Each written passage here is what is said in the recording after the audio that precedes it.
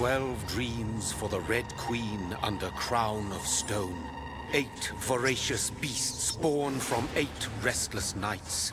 4 nails piercing the flesh of the sinner. 1 prayer for the summoned, called by this song. 'Tis perhaps the countdown to oblivion for the once proud city of London. 'Tis perchance her inhabitants' last dance alone to face death and pestilence. Confronted by the eerie and unknown, mortals became desperate for answers. A flock's flight makes for an omen, the falling of a star a dire presage. Turning to priests for interpretation when there was no reason to be found. When religion failed, men turned to science. I saw them build such vain cities, crafting machines made for endless war. New questions flourished as old answers withered. What is darkness but lurking sun? What is wall but enslaved stone? What is glass but tortured sand? What is song but a call to arms? What is hate but jilted love? What is life but death pending?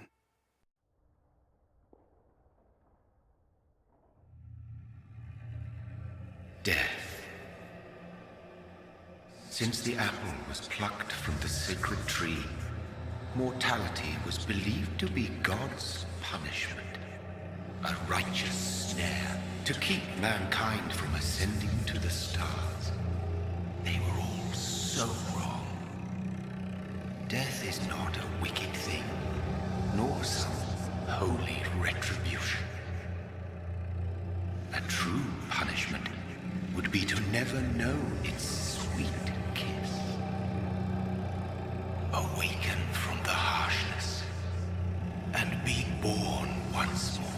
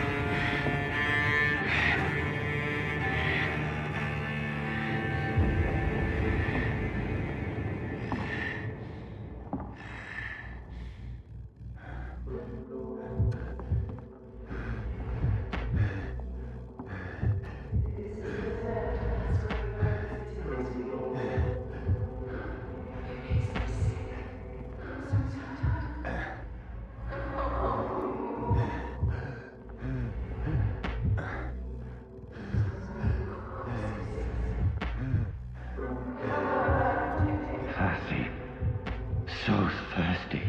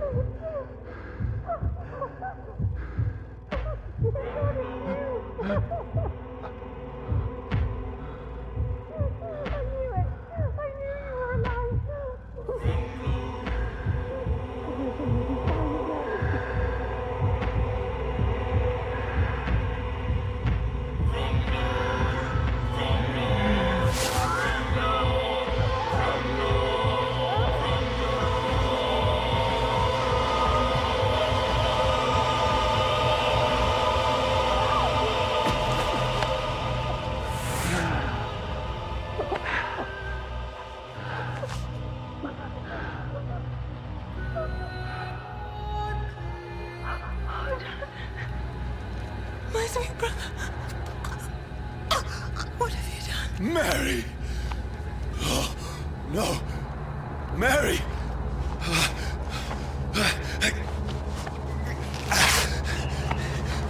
Hold on! Please, hold on! Oh, God. Oh, no. Mary! Mary! No.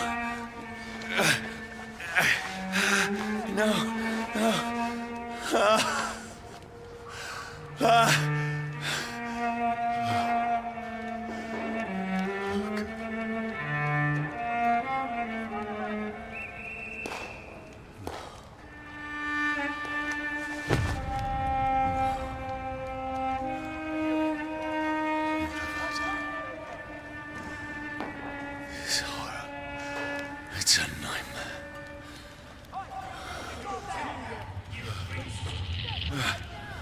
No!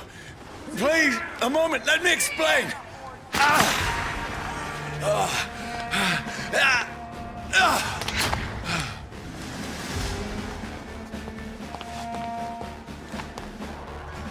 These patrols are after me. The leads, boys! No! No! Don't shoot! This is a nightmare. I need to get out of here. This can't be happening. There's one of those vermin. No! Please, stop! I mean you no harm. Put an end to you! What's going on? Oh, Mary. What have I done? What's all this about? Has it fled? Shit, where'd it go?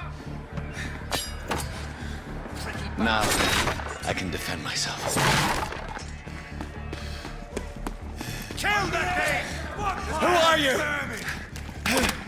Stay back! Sorry, but you left me no choice.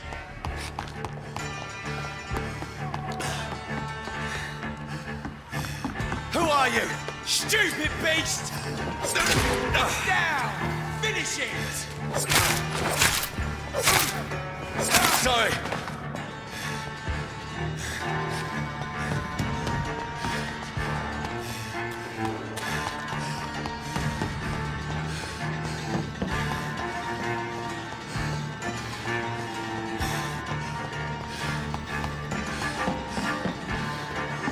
Stupid beast!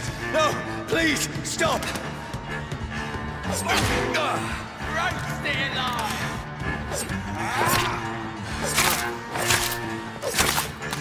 Who are you? There's one of them vermin! What do you want?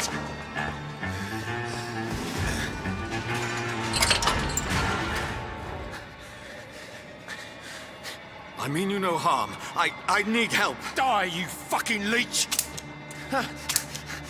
Please, listen to me. I can't make any sense of this. Shut up, beast! Who are you?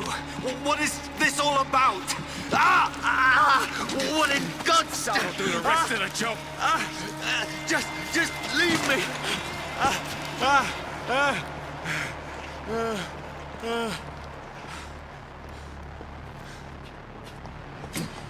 The sun. It feels like it's burning me to the bone. I need to find somewhere to hide. I cannot enter. Let me go!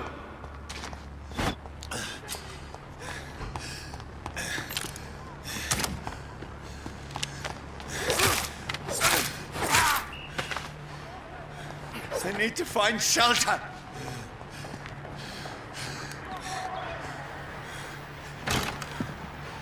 Is anybody there? What is this place?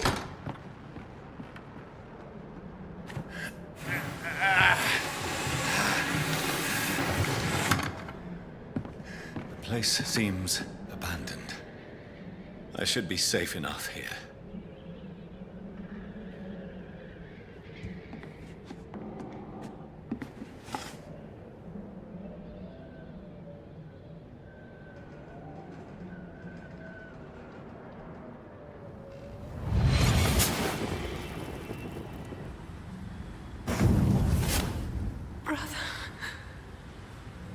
What have you done?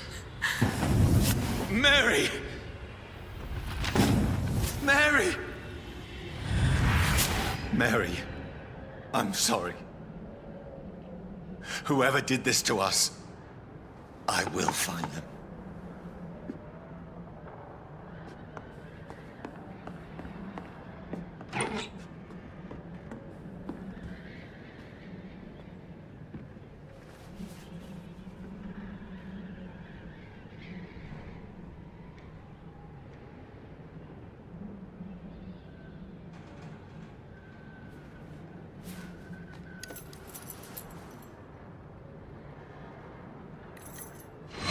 Wait. This one's dressed up fancy. Let's run through his pockets. Picking the dead's pockets? Are you serious? I've still a rent to pay. He's got no more responsibilities. What's this? Go watch. Beautiful it is. We fancy it and share the takings. I suppose we are undertakers. Now, give him an Eve.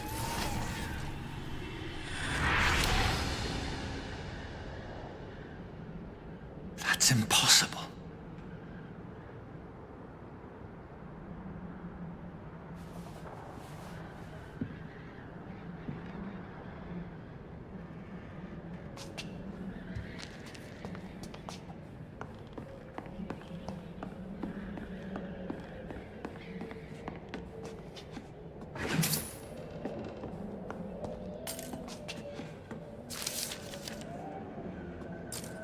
I can almost feel the sun's rays like a physical weight pressing against the wood.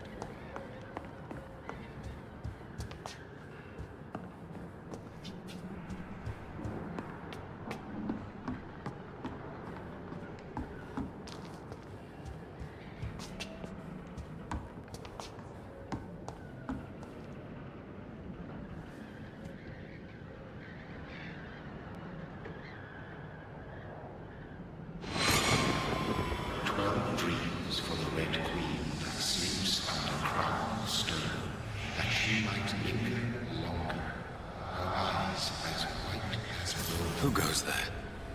A prayer for the sound by warring song. A child born from darkness must take scent of his path. Who's there?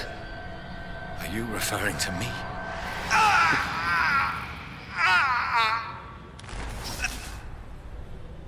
No! No! I still have so much to accomplish.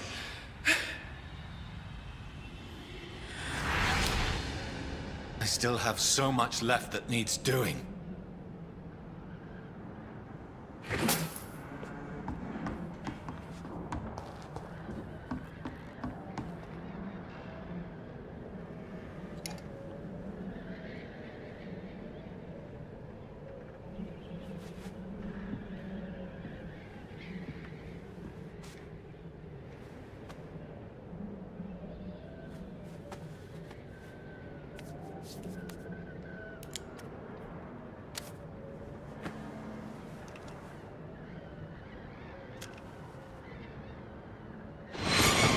Johnny, this one's lost.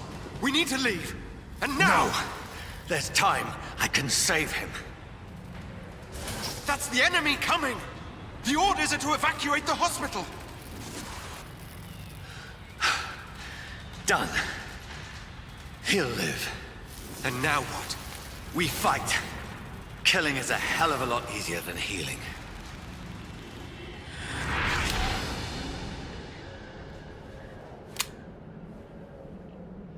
No, it never got easy.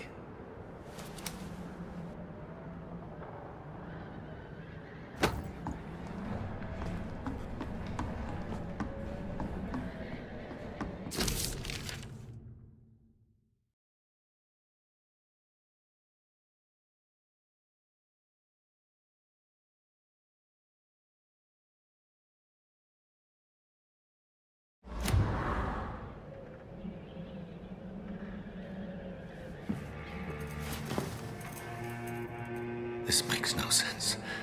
None of it. No sense at all.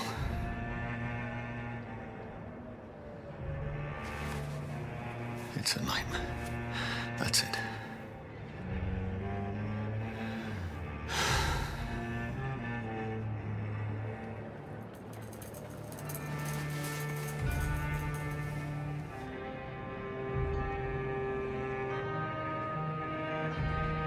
So be it.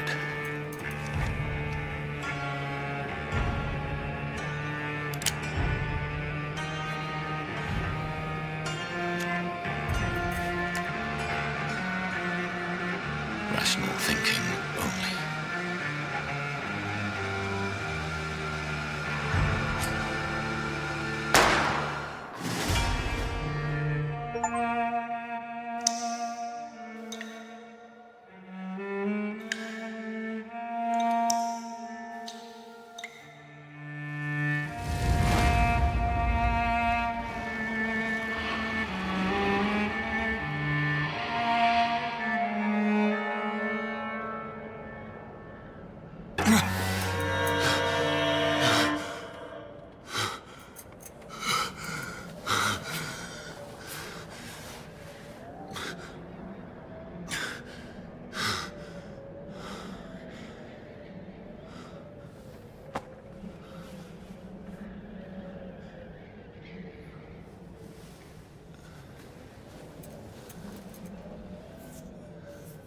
This is absolute madness. I've lost touch with the real. Madness it is, as mad as the moon, who tames blood in sunlight into a glowing reflection.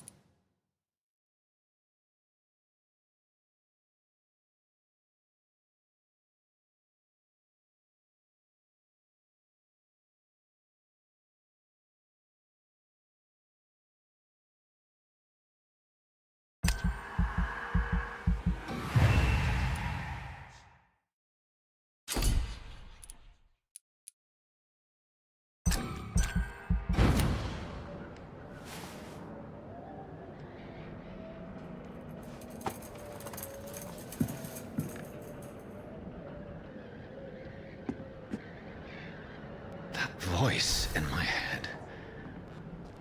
If I'm not mad, then it must belong to the one who made me what I am. I must find him to understand what I have become.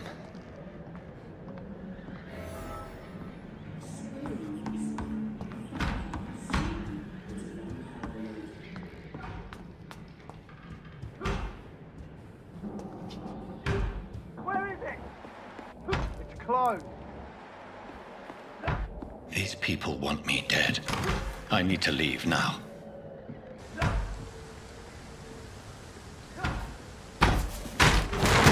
Here's the leech. Here!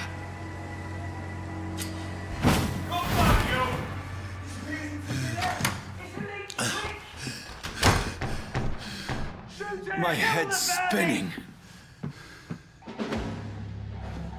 Oi! Come out, you coward! Clever fucking beast! It's locked, all right.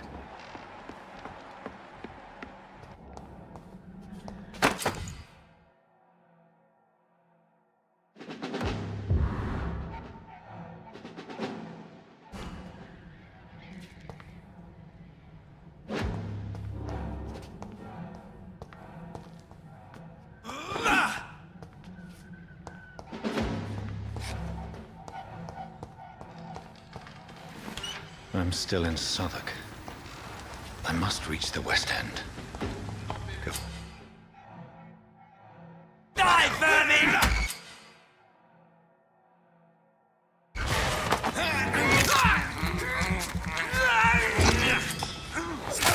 There's a strength I never knew I had.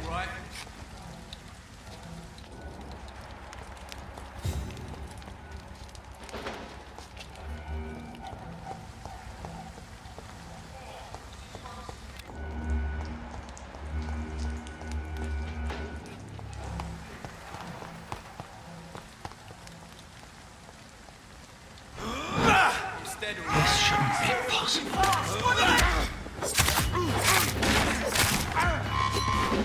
I assume every fiber of my being is on fire.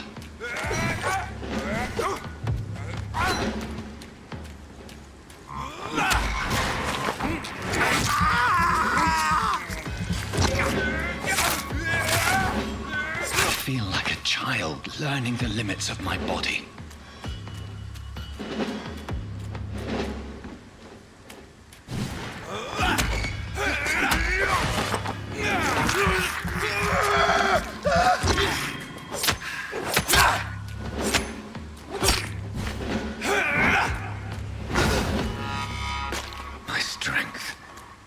my reflexes. I'm not human anymore.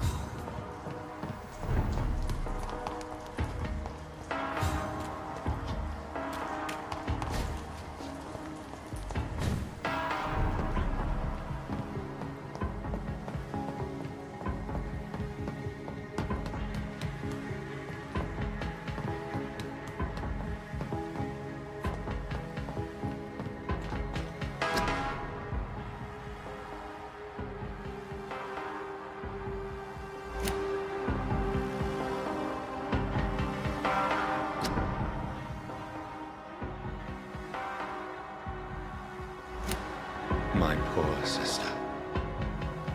If only I had controlled my need for blood. Mary, someone will pay for what happened to you. For what happened to us.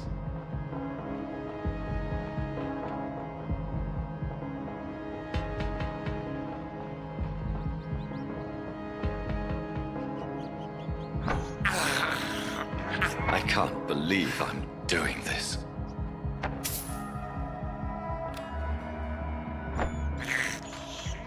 I have this thirst for blood.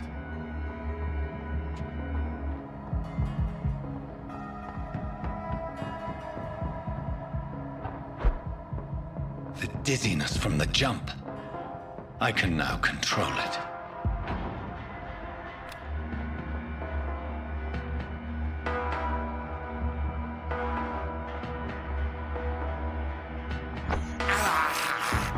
This is despicable. What will London have to say to me?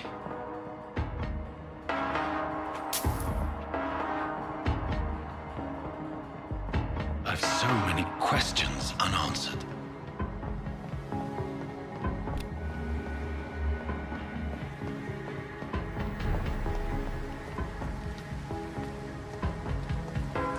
Another corpse.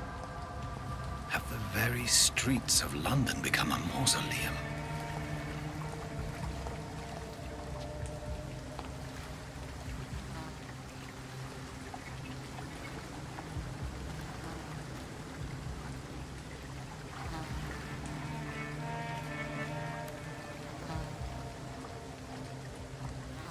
The man has been drained of all blood, but I can still smell the scent of it.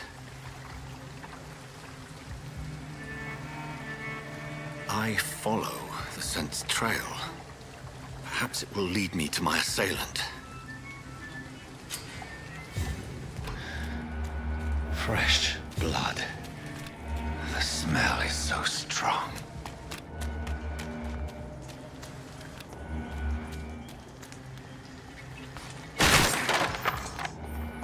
This is a slaughterhouse. It's locked, all right.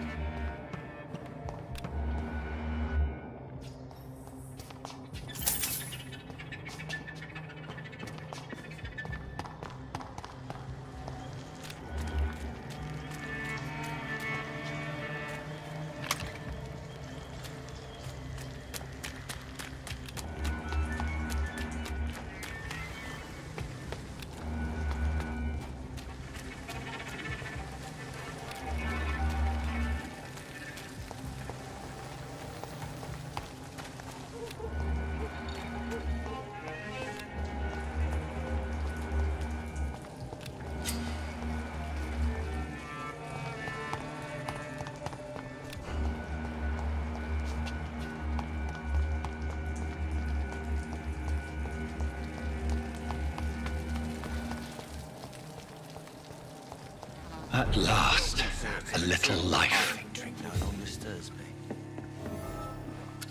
Good evening, sir.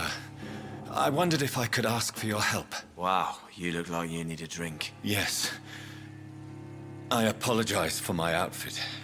It's been a long night. Been there, seen that. Don't worry, things can only get worse.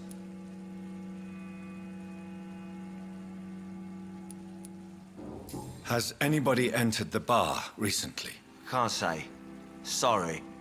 I spent the night making love to that gorgeous bottle, see? This is important, sir. Are you sure no one has come in here in the last few hours? I don't know and I don't care. This is a free country. People still have the right to come and go, don't they? What's going on around here?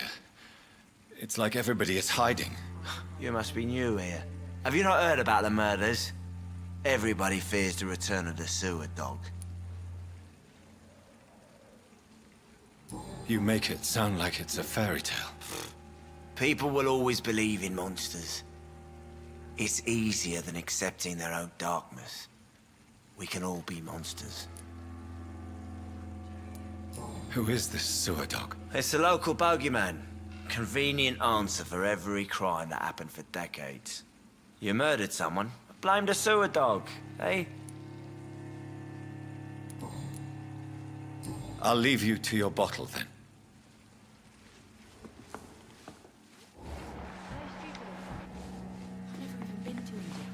My God, sir, you look like Jonah's whale just spat you out of hell. Can I get you a drink? No, thank you. I'm not thirsty. Well, grab a chair and get some rest. This is going to be another long night. Why is it going to be a long night? You must be new around here. Don't you know about the murders? Do the police have any leads on a suspect? Even before the outbreak, coppers never came round here. We're on our own. People die in these parts all the time, and no one cares. Tell me more about these murders. Every morning for the last few weeks, bodies have been found. And those poor sods didn't die of flu. Where am I? Where is this place? You're at my bar, sir, the Turquoise Turtle. The last ray of light in this dangerous part of town. So you're open all night? Yep. Figured people might need a place to rest in these dark times. Aren't you scared? Scared of what? All the bad shit happens out on the foggy streets.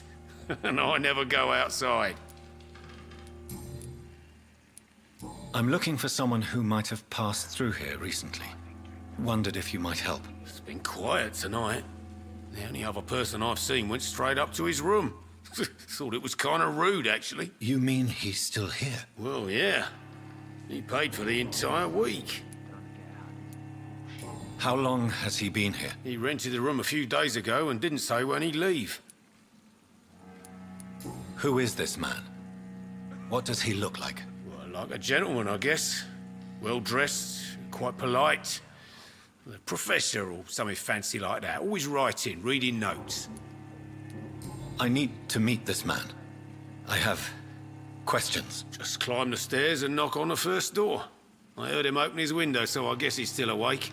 And, Yes? no funny business. You hear me? This is a respectable establishment.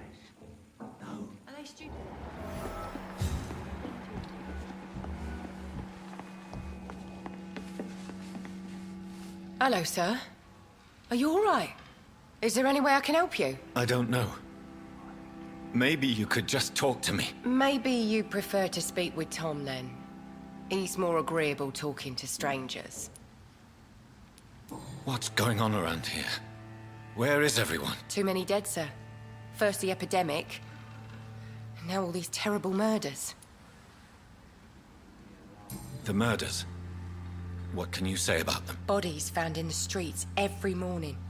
Drained of blood. It's just horrible. Some say the sewer dog is back. The sewer dog? What's that? No one knows. People have always disappeared around these parts. The ancients say it's the sewer dog coming out to feed. But now he's killing in the streets. What have you heard about the epidemic? There's a Spanish flu. Yeah. Killed so many last summer. Thought we'd seen the last of it. Dozens dying every week. Are the authorities doing anything? Nothing. There are so many quarantine zones in London now. It's gotten really hard to travel across town. What is this place? This is Tom's bar, the Turquoise Turtle. I'm the barmaid here, Sabrina, if you want to know. Are you always open this late at night? No, it's only since the epidemic started. Tom thought that people may need a safe place to stay. You don't seem to have much business. Where is everybody? Well, most people are sleeping right now. And those that are awake tend to avoid going out. What with the murders and all. I just want to talk. I didn't mean to scare you. I'm not afraid, sir. It's just I've other customers to take care of. I only see one customer. Oh. Well, yeah, of course. I mean, I best check on them. I'll leave then. Thank you.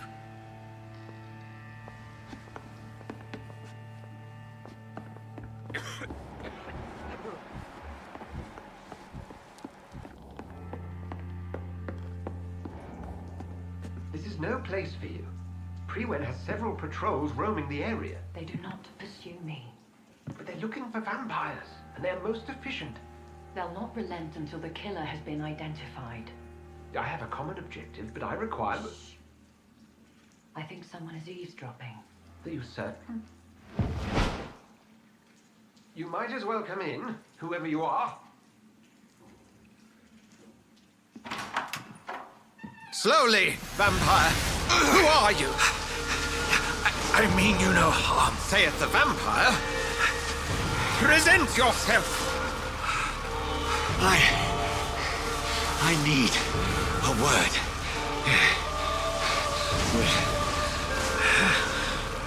Anyone.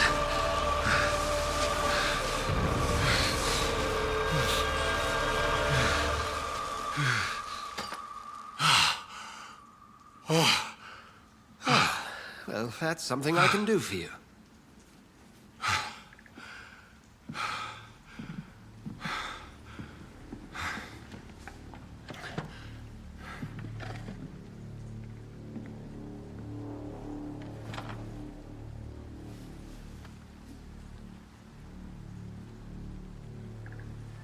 And who might you be?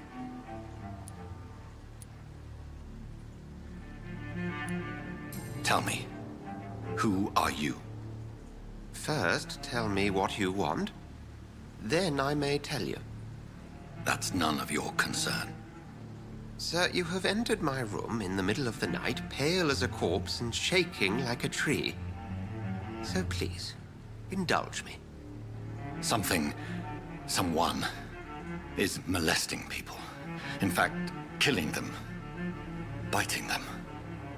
The calling card of a vampire, like you.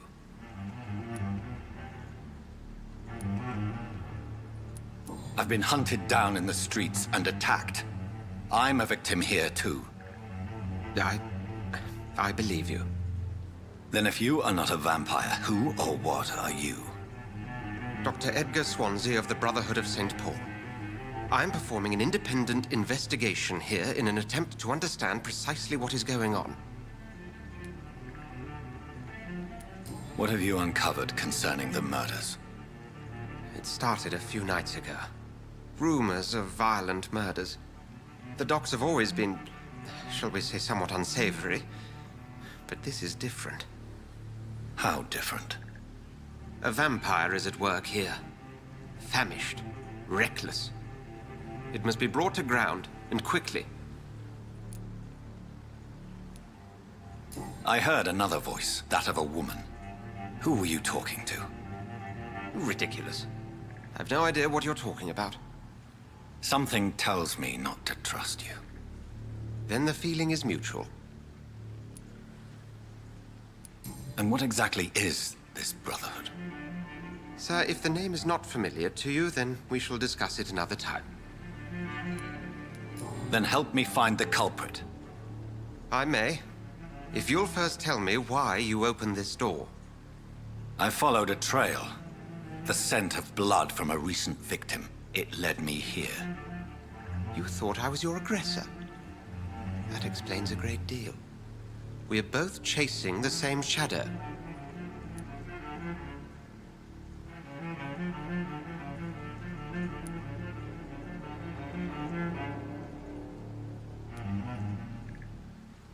shadow, indeed. Yet I heard his voice in my head. There was a moment I believed I was mad. You should let me handle this affair.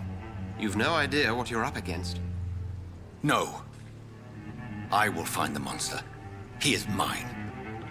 How will you do any better than I? But then let me ask you this. What are your intentions if you find the killer?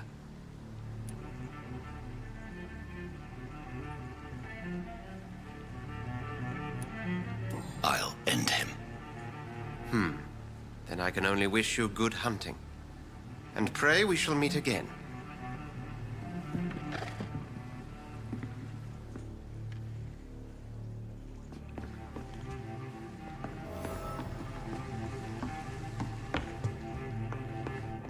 If Swansea is not my attacker, it means somebody else came here tonight. Someone must know something. Giving me a laugh.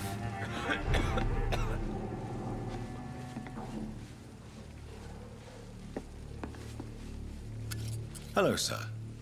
May I disturb you again? And you're still ugly as sin. I'll leave you to your bottle, then. Welcome back. Did you find what you were after? I can't say I have.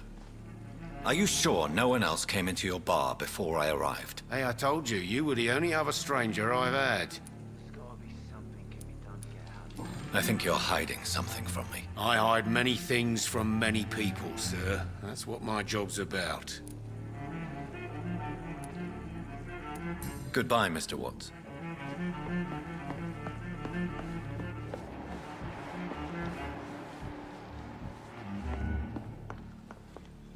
Evening, sir. Can I help you? I have a few questions for you. Well, if you must. I spoke to Dr. Swansea. He's not the man I'm looking for. Now, I want the truth. The truth? What do you mean? I suspect that someone else was here tonight, and I don't think Tom wants to tell me about it. I'm just the barmaid here, okay? If Tom says you're the only visitor we had, then you're the only visitor we had. I can feel your fear, madam. Please, tell me what's going on. It's Will. William Bishop. He came in here earlier tonight and he... Well, I thought he was going to clock someone. What happened tonight? He was dead drunk, as usual. But my God, his eyes, his face. He must have caught something awful. He shouted and cried. It was terrible.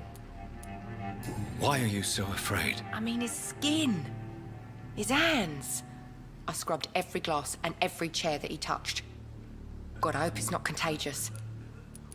Tell me about this William Bishop. Will was a sailor who worked at the canning factory before he lost that job.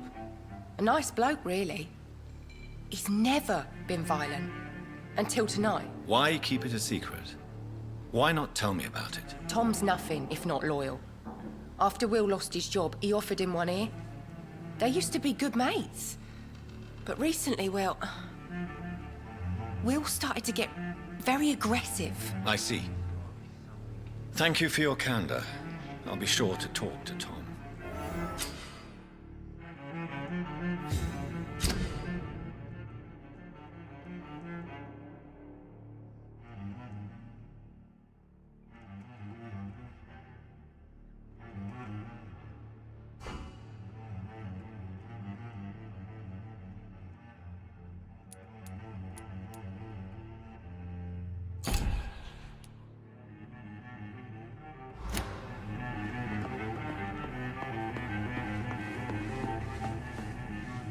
You again. What can I do for you?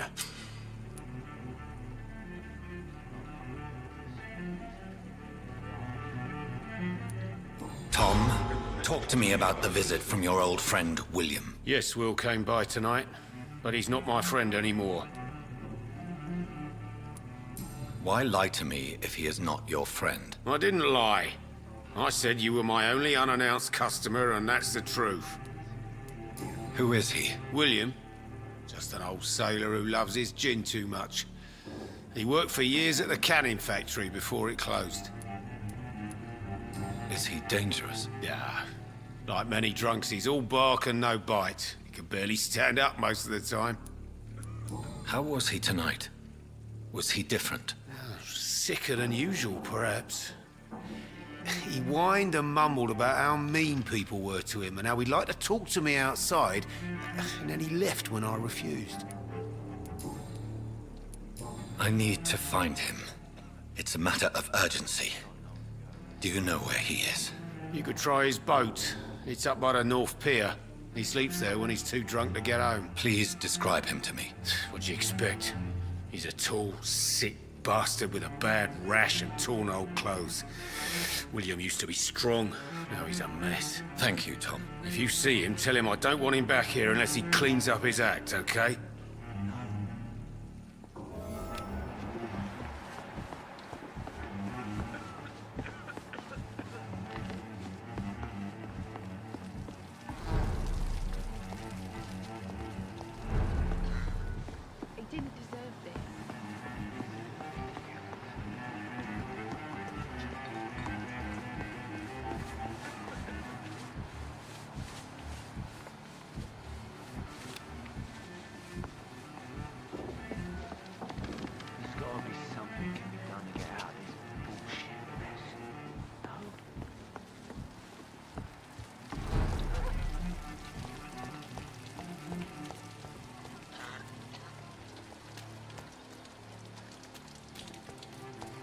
That's strange. The trail is very erratic, as if the killer was drunk or hesitant.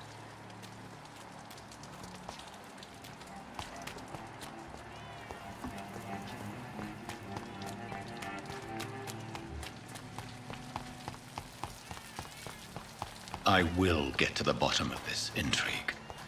What's been done to me, to this city?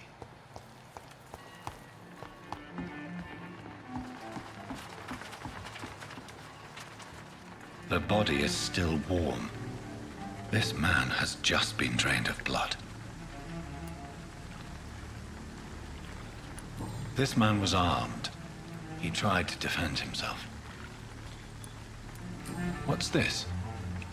Some sort of note.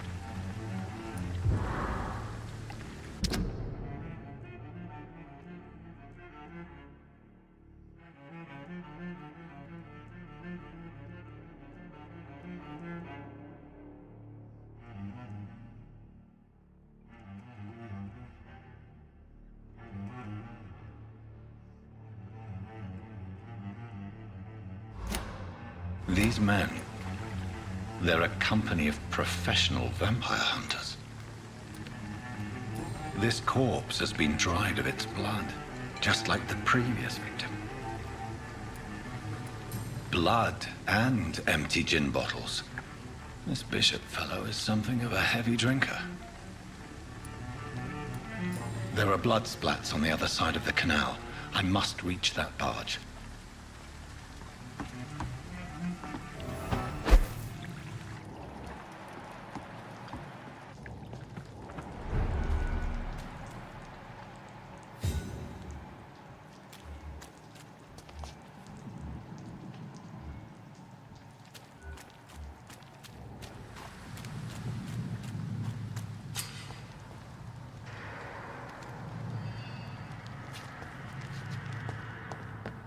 Over there! There's one of them vermin!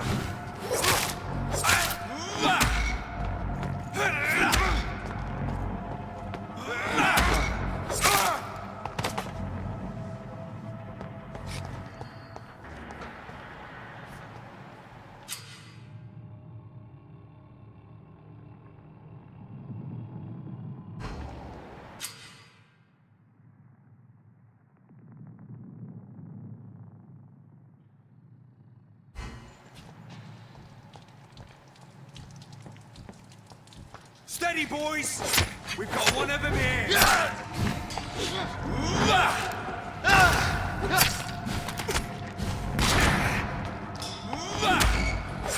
Murdering bastard!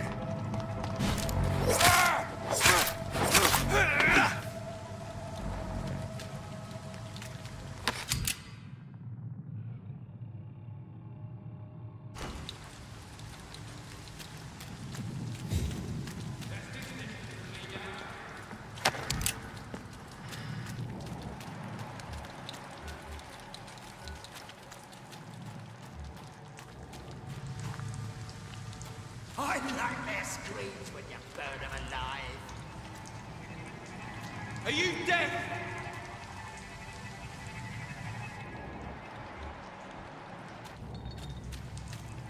Get them weapons ready! Look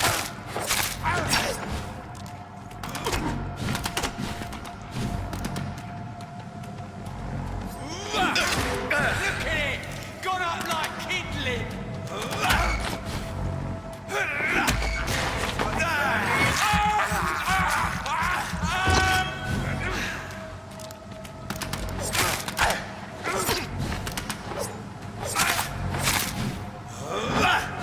Christ, he's dead!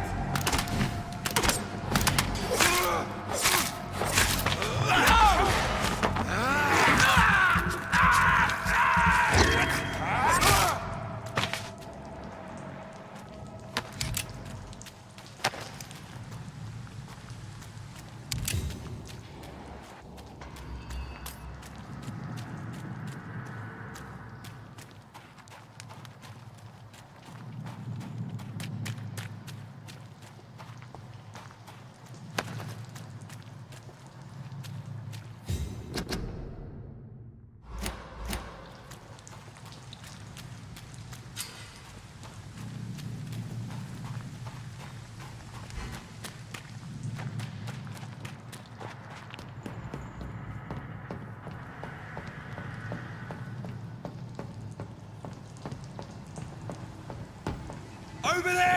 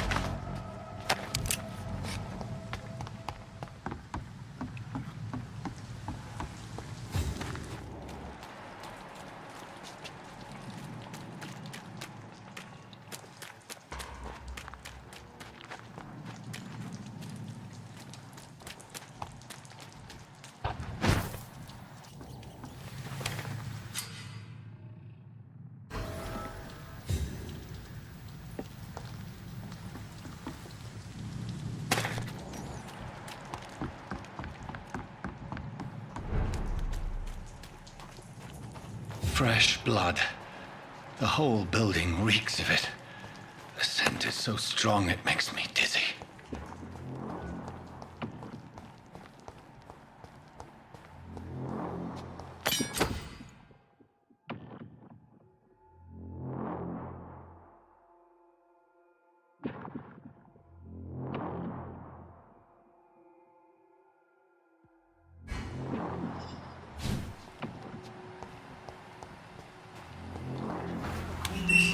This place reeks of bloodshed.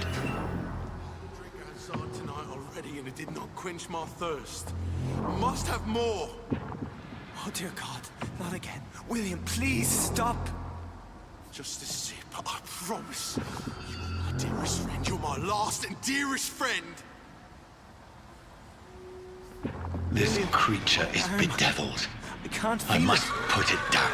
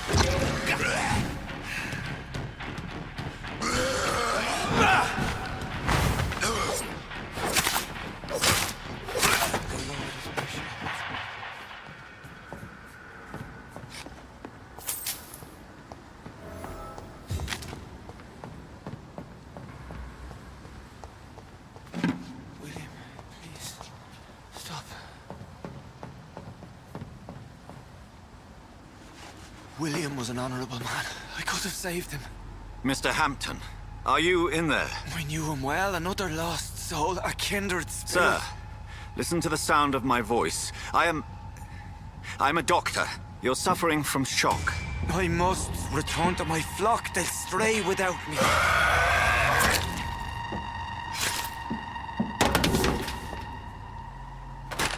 Remember, certain skulls are every bit as resistant as we are. Who are you? What do you mean by skull? You truly are a newborn. I should have realized. Wait. You are the woman from the bar. Are you... like me? Can you help me? I believe, sir, I already have.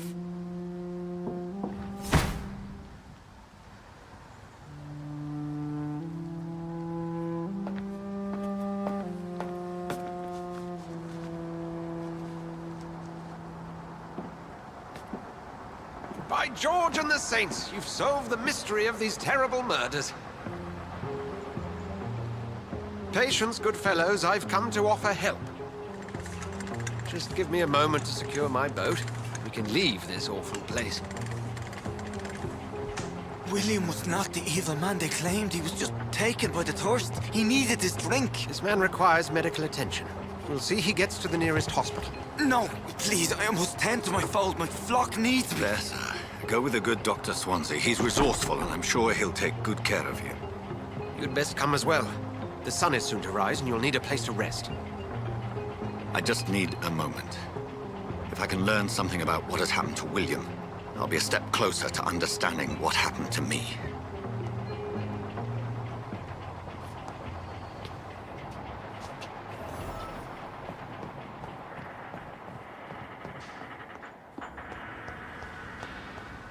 I cannot enter.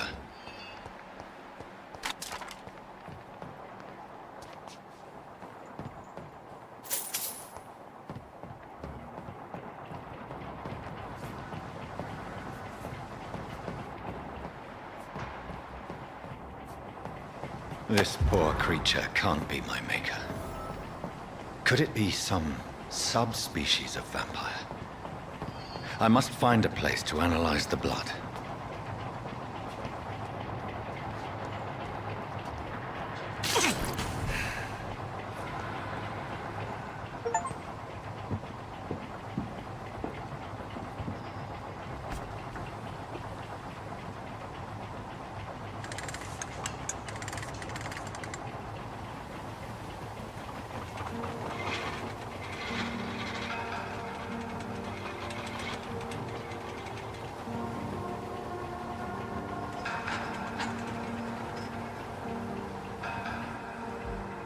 Where are we headed?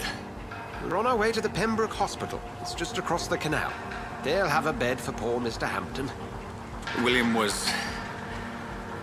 what manner of creature was he? Predator, prey, villain, and victim. Who can say? The important thing is that he's been stopped. Duly noted. And the woman? What... who is she? What woman? No, don't play me for a fool. You used me to locate that skull. You must know who she is. And I thought you a gentleman. You shouldn't talk about a lady behind her back, but I will tell you she values her privacy. Were London as peaceful as she appears from the middle of the canal? If only that were the reality of the situation. To be honest, I've always tried to avoid this part of town. Pembroke Hospital is the last bastion between the rest of London and the epidemic. The flu has decimated the East End and the war still rages. Welcome to the front lines of a plague. This is where you work, Dr. Swansea? I am the administrator of Pembroke Hospital. I thought you were here in service of your mysterious order, the Brotherhood of... Of St. Paul's Stone, yes. But first and foremost, I'm a man of science. A physician, like yourself, Dr. Reed. How do you know who I am? No need for modesty. You are Dr. Jonathan Reed, a surgeon of some caliber and renown, if I'm not mistaken. You are correct, sir. I knew it! I had my suspicions. But when you took the blood sample from the corpse of poor William, I was certain. Dr. Reed. Marvelous. Have we met? I attended 3 of your seminars before the war. I have the utmost admiration for your research. And what a turn of fate. England's most esteemed blood specialist returns to London a vampire. That word, again, from a so-called man of science. I understand. Traditionally, the role of science is to refute myth, but when myth walks among us, the Brotherhood of St. Paul has dedicated its purpose to their study. There's so much for you to learn. And for that, you are right. Well, then let me be blunt. Join my staff at Pembroke Hospital. As a physician. I suspect you'll not find a better post of employment to contemplate your predicament. This is sudden. I was returning home to see my sickly mother. But alas, that was before contracting this affliction. Dr. Reed, take a moment to consider. The post would be for the night shift, providing a good explanation for your absence during daylight hours. You'll be adequately reimbursed, and have a place to hide. I even had the forethought to bring some clean clothes. So, what do you say? It seems I have little choice, but yours is a generous offer, so I thank you. Brilliant! Oh, Jonathan, this is one for the book, and the beginning of a beautiful friendship.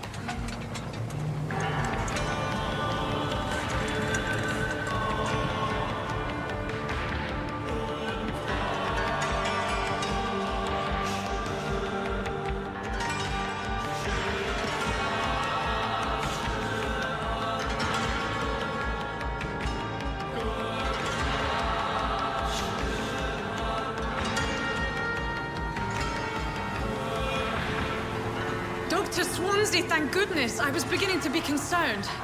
Worry no more, Nurse Crane, for I bring good news. Oh, Doctor, what a night. We lost 2 more patients. Nurse Scow said she couldn't take it anymore and resigned. Yes, well, I'll make a new rota in the morning. In the meantime, find a good bed for Mr. Hampton. Be sure to pay attention to his needs. Of course, Doctor. Oh, and Dorothy? Yes, Doctor? Dr. Reed here has just returned from the front. He served King and Country and will be joining us here at Pembroke. We're very lucky to have gained a surgeon of his talent, and one so experienced in blood transfusions. That is good news indeed, Doctor. Oh, yes.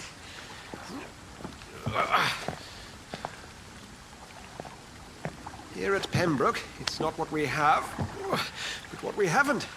It's only thanks to Nurse Crane and the staff that our ship doesn't sink. If you have any questions, just ask her. Duly noted. Thank you. Your assistance is required, Dr. Swansea, immediately. Welcome aboard, Jonathan. We'll catch up after my rounds. Coming, Nurse Crane. I'm coming.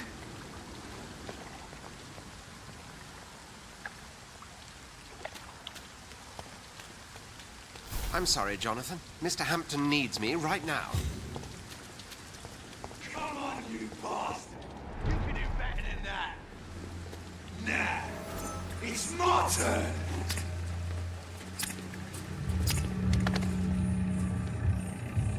Rotten or pristine, each heart contains the secret of life. Drink at this river, try it all.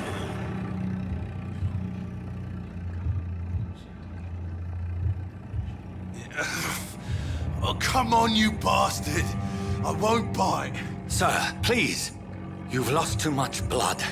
Calm yourself. You think I didn't notice? Stop your staring and get me to an hospital, you arse! Insulting a good Samaritan. Not exactly the way to get rescued. All right, sorry. I am in pain here. My guts are spilling out onto the street and you're yabbering on. Yes. That's a very nasty wound you've got there. Take my word, I am a doctor. Dr. Jonathan Reed. Name's Clay Cox. I'd appreciate you helping me to a better place, Doc. Follow me, Mr. Cox. Let me assist you to that better place.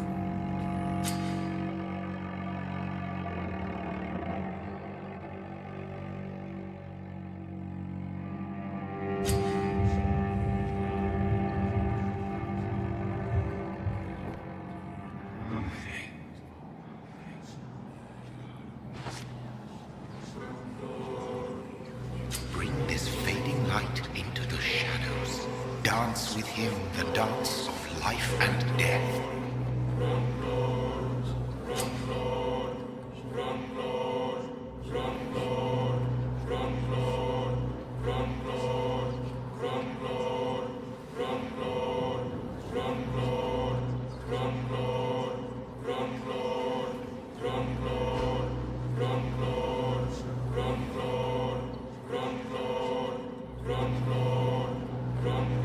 No more. Not tonight. Not like this. I will not take another life.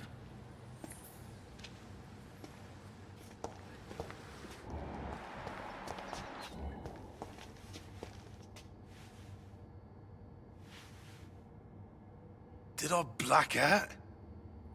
What? What happened? Whoa, I feel giddy. Did I black out?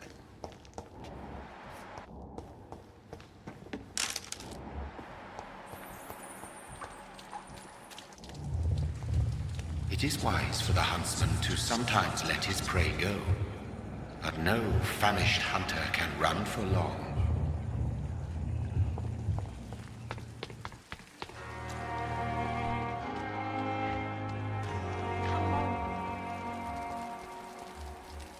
Doctor, where have you been? I've little time to play hide and seek with new staff members, no matter how illustrious they may be.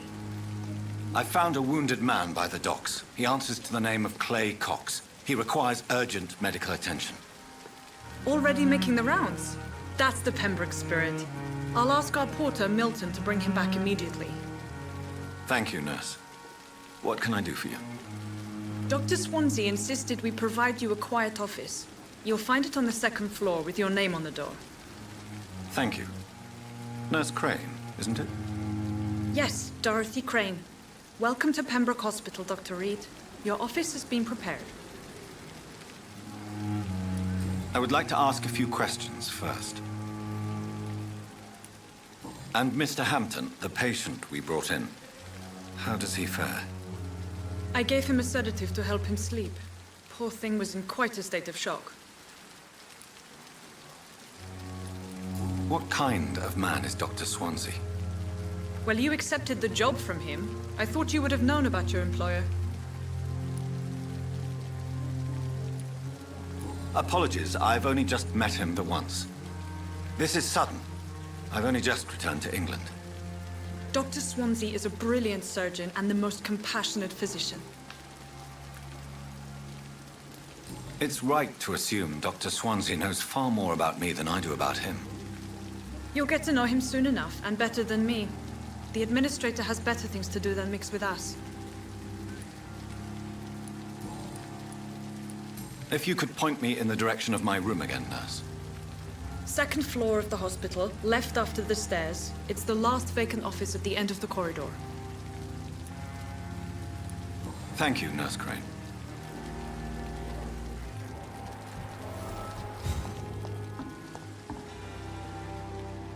Good evening, sir. So it is true. The famous Dr. Reed has joined us. I can't think of any better news during these terrible times. Do we know each other? Actually, yes. We met once before, at the Rockefeller University in New York. Dr. Tippett's, yes, I remember. I was assisting Professor Carell in his research about coronary bypasses. He had nothing but praise for you. He was also very confident about your future. And look at you now. Eminent surgeon and blood transfusion specialist. What is the Pembroke Hospital situation? And please, speak freely. This hospital is not exactly the best of London. I'm sure you are used to working in a better environment.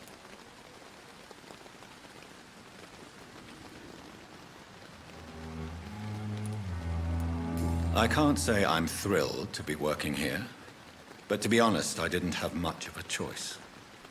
Don't be misled by appearances, Dr. Reed. This hospital does not lack talented people.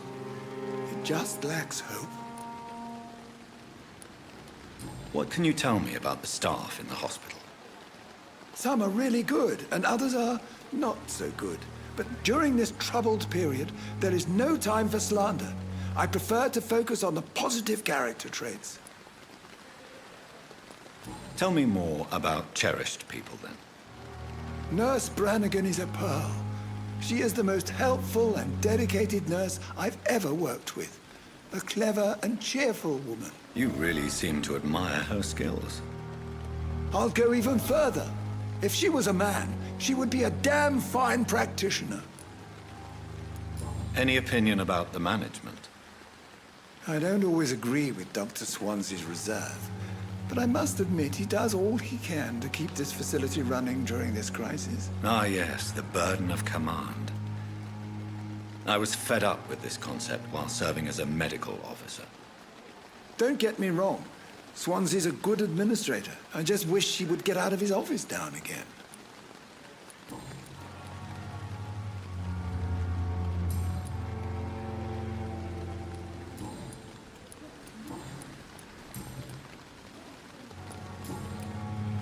Goodbye, Dr. Tippett.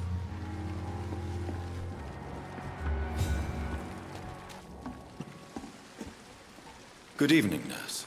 I'm Dr. Jonathan Reed, the new surgeon here at the Pembroke. Dr. Swansea has already told us about you, sir. I'm Nurse Gwyneth Brannigan. Welcome to the Pembroke Hospital. Did he really? It's a good thing I wasn't hoping to keep a low profile. All members of staff have already read about your new blood transfusion technique. Dr. Swansea made sure of that. I see. Well, I'm a little surprised, but I suppose I'll just have to deal with this unexpected notoriety. You must know, blood transfusions are Dr. Swansea's primary subject of research. He is convinced it is the future. How are things here? Not good, to say the least. We're struggling against an invisible enemy, more lethal than any bullet from a gun. It's hard, Doctor. An invisible enemy? Quite a poetic term for a disease, especially from a nurse. Sorry, Doctor. These last few weeks have been exhausting. We could all do with a good night's sleep. Do you think this hospital can survive the epidemic? We are all volunteers here, and we're trying to hold fast, but how do we beat an invisible killer? Some nurses have already resigned.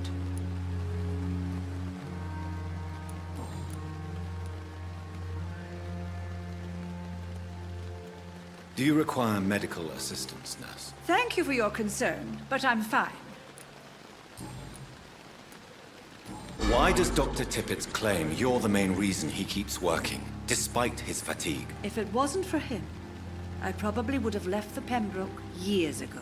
Dr. Tippett does not think of you as just a nurse anymore, does he? If you're suggesting he's not taking my gender into consideration when it comes to medical practice and knowledge, I really hope he doesn't.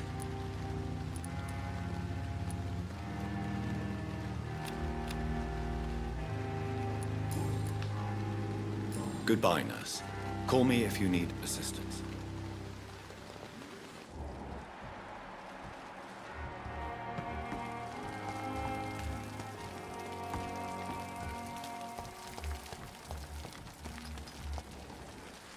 Good evening, sir.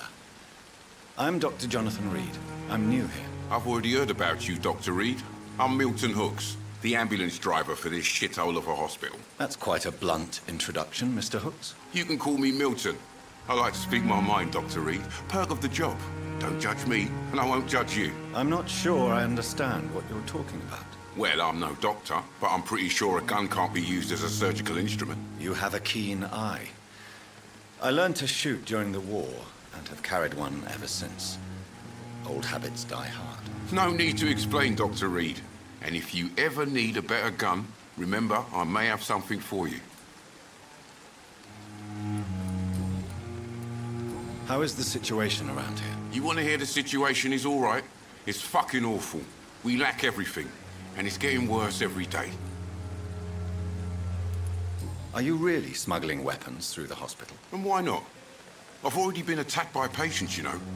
And by gang members willing to steal my money. But you're not defending yourself. You're selling guns to civilians. You keep people alive your own way, Doctor. I offer them another way to protect their health. So what do you do exactly in this hospital? Apart from smuggling guns, I mean. I've been an ambulance driver since... too long, I guess. I bring sick people here night and day. It's a dirty job, but I get it done. Most of the time. Since you're on the front line, how is the sanitary situation in this vicinity? It's a complete disaster. It's even getting dangerous to enter some streets or buildings. Even the locals attack you. It sounds like things have been a bit rough recently. What's happened? Yesterday I got attacked by the patient I was bringing in. I escaped through the hospital's garden, but I lost my wallet when I was running. You left an infected patient outside the hospital? That's incredibly dangerous. Go there yourself if you want, but be careful, Doctor. I'd rather not bring your dead body back.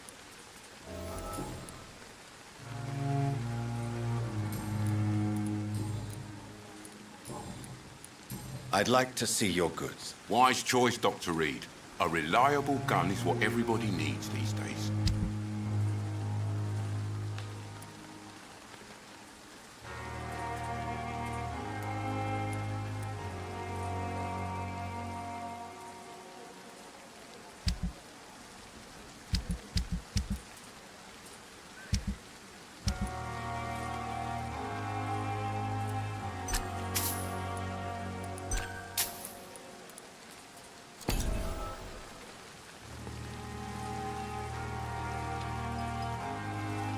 Another night with the glorious battalion of Pembroke.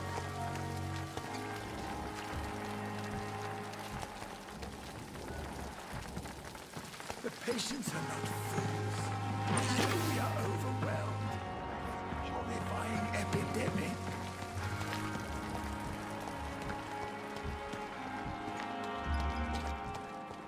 Dr. Swansea is right. This place seems perfect to conduct my research.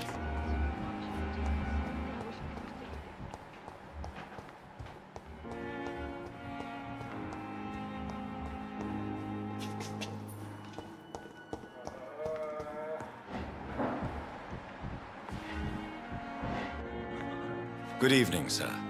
I'm Dr. Reed. May I help you? I don't know if a third opinion is needed. Your colleagues are already arguing about my condition. I see. Would you mind telling me more about your situation? I'm Harvey Fiddick. All I want is to get me bloody arm fixed properly. Tell me about yourself, Mr. Fiddick. I'm just a regular guy waiting to get his arm fixed, so I can return to work and to my family. I was more curious about what you were doing before being hospitalized. I'm a carpenter, and a good one too. But that means I need both arms to feed my family, Dr. Reed. Are you satisfied with your treatment here? Well, it's clear that I've chosen a bad time to be injured. Forgive my bluntness, but you seem overwhelmed by cases of the flu. I won't lie to you about it. I'm afraid we are. Are you sure you don't want to operate yourself, Dr. Reed? I have the feeling you're very capable. And your colleagues seem to think so too. In other circumstances, you would be right. But for now, I don't think I can take on the responsibility. My apologies. Tell me about the doctors who are arguing about your case. Strickland and Aykroyd. They both want the best for me, but there's a lot of pride there. Doctors are no different from carpenters, it seems. What do you mean? I often had professional arguments with rivals on a building site. Difference is, I disagreed about wooden nails, not flesh and bones.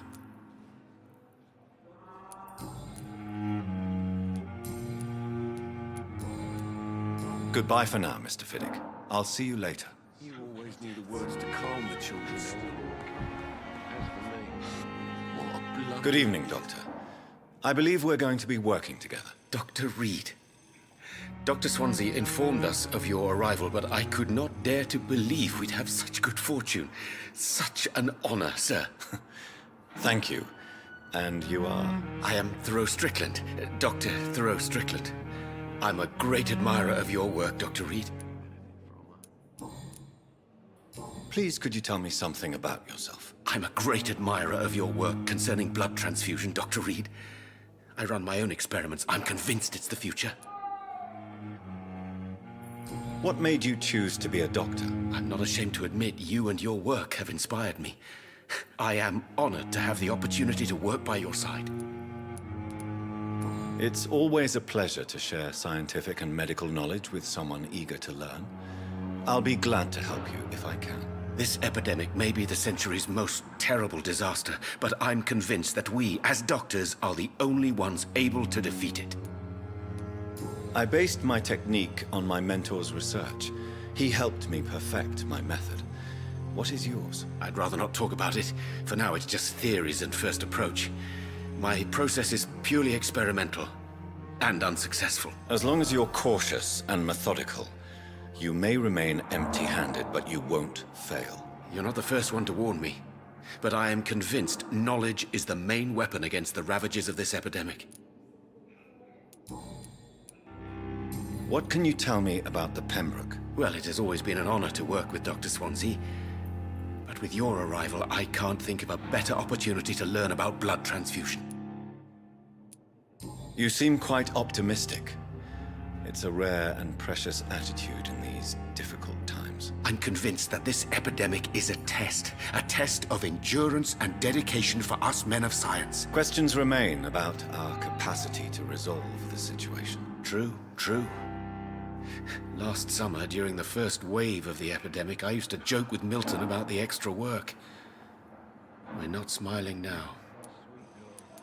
Do you need help with anything in particular? Well, yes, maybe. I'm waiting for a batch of products I ordered for my personal research, yet my supplier seems to have vanished. Do you want me to play the errand boy for you? Oh no, Dr. Reed.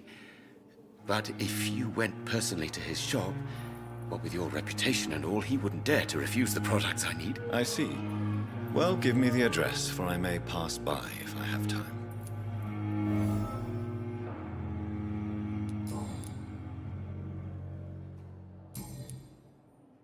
Goodbye, Dr. Strickland.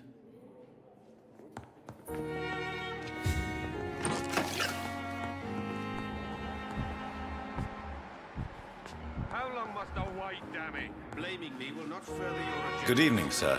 I'm Dr. Reed. I believe we're going to be colleagues. Reed? Yes, I've been informed about your arrival. I'm Waverly Ackroyd. Welcome aboard, I suppose. Does my arrival inconvenience you in some way, Dr. Ackroyd? Let us just say that I don't particularly share Dr. Swansea's enthusiasm for hiring you. What we need here are reliable professionals, not overrated dabblers.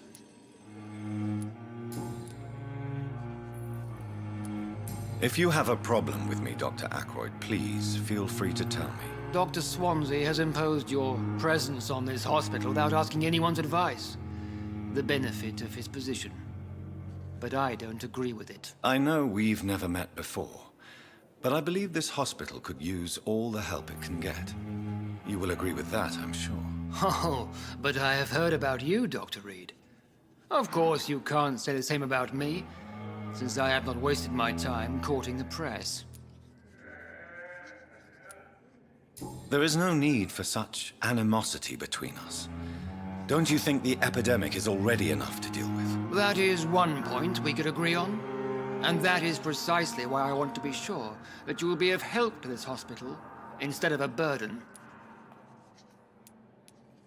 Since your tenure in this hospital is longer than mine, perhaps you can tell me more about this place. Let's just say I'm tired of the carelessness around me. I have always respected the skills of Dr. Swansea, but over time, his enthusiasm has become displaced. Carelessness? Exactly what are you talking about? We're here to save lives. The people who trust us are not volunteering for experimentation. They're here to be healed. I don't intend to run any radical experiments, Doctor. Even if I, as any good practitioner should, express an interest in pushing the boundaries of medical research. Modern medical methods were created through audacity and ego. But there are rules in our line of work, and they're here to protect our patients.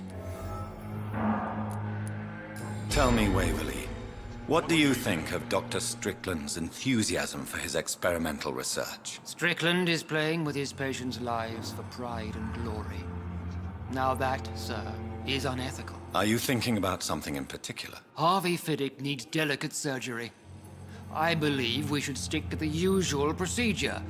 But my young colleague obviously disagrees. And are you not afraid that your rivalry with Strickland may be blinding you? Rivalry? I guess you could call it that. But I will never be childish enough to let my personal feelings affect my judgment. Why do you wish to lead this surgery? I strongly believe that Mr. Fiddick should not be butchered to test an unproven procedure.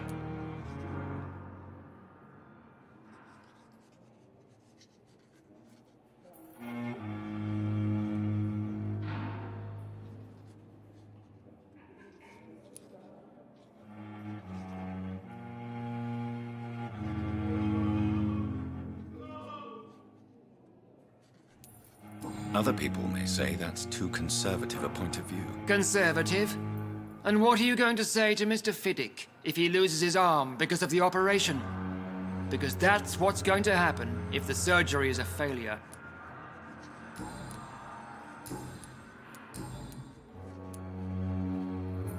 I don't know what you've heard about me, but I have already proved my value as a practitioner. I don't question your skills, Dr. Reed, but your motive. Is it money? Fame? Or are you truly dedicated? And what exactly is that supposed to mean? I served in the war just like you. But unlike you, I did not use the wounded to play the modern sorcerer. Be careful what you insinuate, Dr. Ackroyd. I only want you to admit you used those men to improve your theories.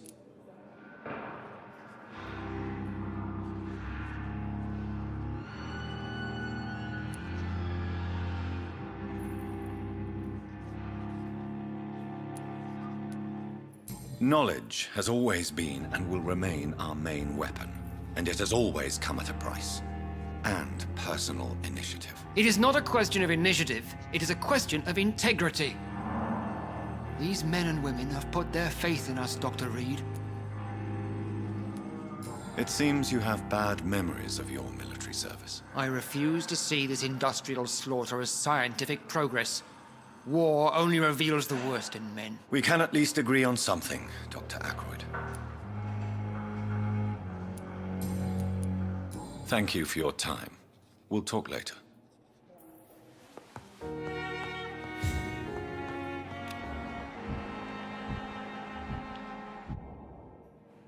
Good evening, Dr. Strickland. And good evening to you, Dr. Reed. Can I be of any help? Tell me more about your willingness to experiment with new medical techniques. Harvey Fiddick is a patient suffering from a severe injury that could cripple him if not treated correctly. I'm convinced your blood transfusion technique could help him. What is it you really want? To save him, or to prove your point? Fair question. I want nothing but to save my patient, Dr. Reed. Especially since I know Mr. Fiddick's story. Tell me Mr. Fiddick's story. Our first diagnosis was compromised because Mr. Fiddick lied to us about the real origin of his injury. He first claimed it was an accident. But why would he hide such crucial information from us? Because he is a proud father, ashamed of putting his children at risk because of his own negligence. This personal involvement could also appear to be a lack of impartiality. You must know that a good surgeon must remain neutral. I agree. But that does not excuse Dr. Ackroyd's behavior, a man who did not even take time to converse with his patient. Do you think keeping his distance was a mistake? All I know is that I'm taking care of human beings with desires, hopes, and fears. Not some biological machine comprised of blood, bones, and flesh.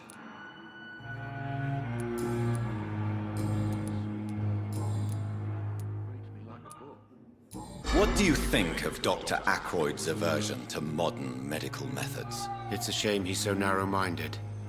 Dr. Swansea taught me that science is about exploring uncharted territory.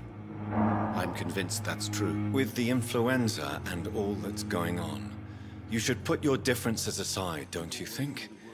Why is it so difficult to work together? I believe that if Dr. Ackroyd had been the one to discover the transfusion process, he would be the first to recommend its use. So you believe it's just a question of jealousy and pride? Dr. Ackroyd is as proud as he is blinded by his obsolete concept of medical science. Do you need my medical attention, dear colleague? You don't have to worry about me, Dr. Reed. I am here to assist you, not to be a burden. Goodbye, Dr. Strickland. Good evening, sir. Good evening, Mr. Fiddick. Good evening, Dr. Reed. Any news about my operation?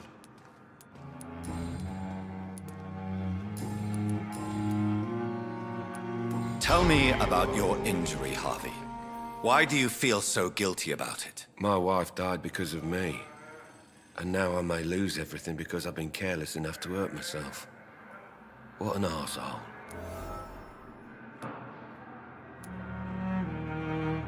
You can't hold yourself responsible for your injury, Mr. Fiddick. Unless you tried to hurt yourself. Of course I didn't hurt myself. But I can't work until my arm is fixed. My children need to eat, Doctor. How could your job be responsible for your wife's death? I was working a double. She went out to bring me a hot meal and got caught in a German bomb raid. Tell me more about the death of your wife, Harvey. 1915. I was in the army, building workshops for the Royal Flying Corps. Helen was happy I wasn't sent to the front. What happened? The Germans sent Zeppelins to bomb the construction site, but they missed their target. My wife was bringing my dinner when the bombs fell. I'm sorry for your loss. So many died during the bombings. I served in France and witnessed the carnage there. I would like to say that she didn't suffer. Truth is, I have no idea. I just know that I'm all that me kids have. Poor little bleeders. How are your children after losing their mother? They were smaller then. The only good thing about this is my Helen didn't bring them with her that night.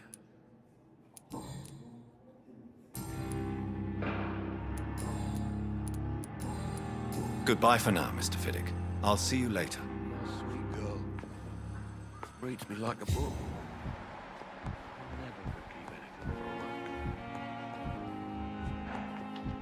Good evening, sir. What can I do for you, Doctor? Thank you, Nurse Crane.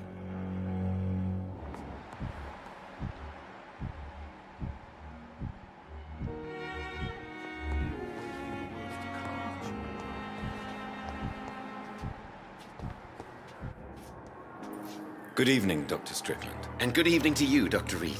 Can I be of any help?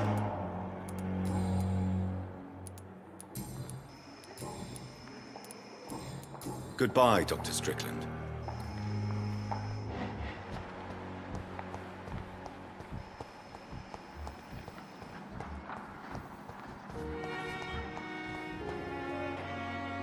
Good evening, sir. Can I help you? Unless you're here to fix my face. No. I don't think you can help me. I'm Dr. Reed. I've recently taken the position of head surgeon here. War injuries, am I right? You guessed right, Doctor. German shell took my pretty little mug right off. But they still call me Thomas Elwood. How is your stay with us, Mr. Elwood? Oh, it's bliss. I just escaped death in the trenches to be surrounded again by the moans of the dying. Can I ask you precisely why you're a patient here? It's the pain, sir. The drugs don't work. It just hurts under the scars, if you get my drift. Can I do anything for your pain? Nurses gave me a bunch of pills. No effect. Told you. It's like the flames are under my skin, burning away. Who is treating you? Is someone in particular looking after your case? Nobody since the old and tired doctor spoke to me. Started to think I was forgotten about. Wouldn't blame you. You don't seem worried by that. My face hurts so much more when I smile or cry. I've learned it's easier not to speak. But be assured I'm smiling inside.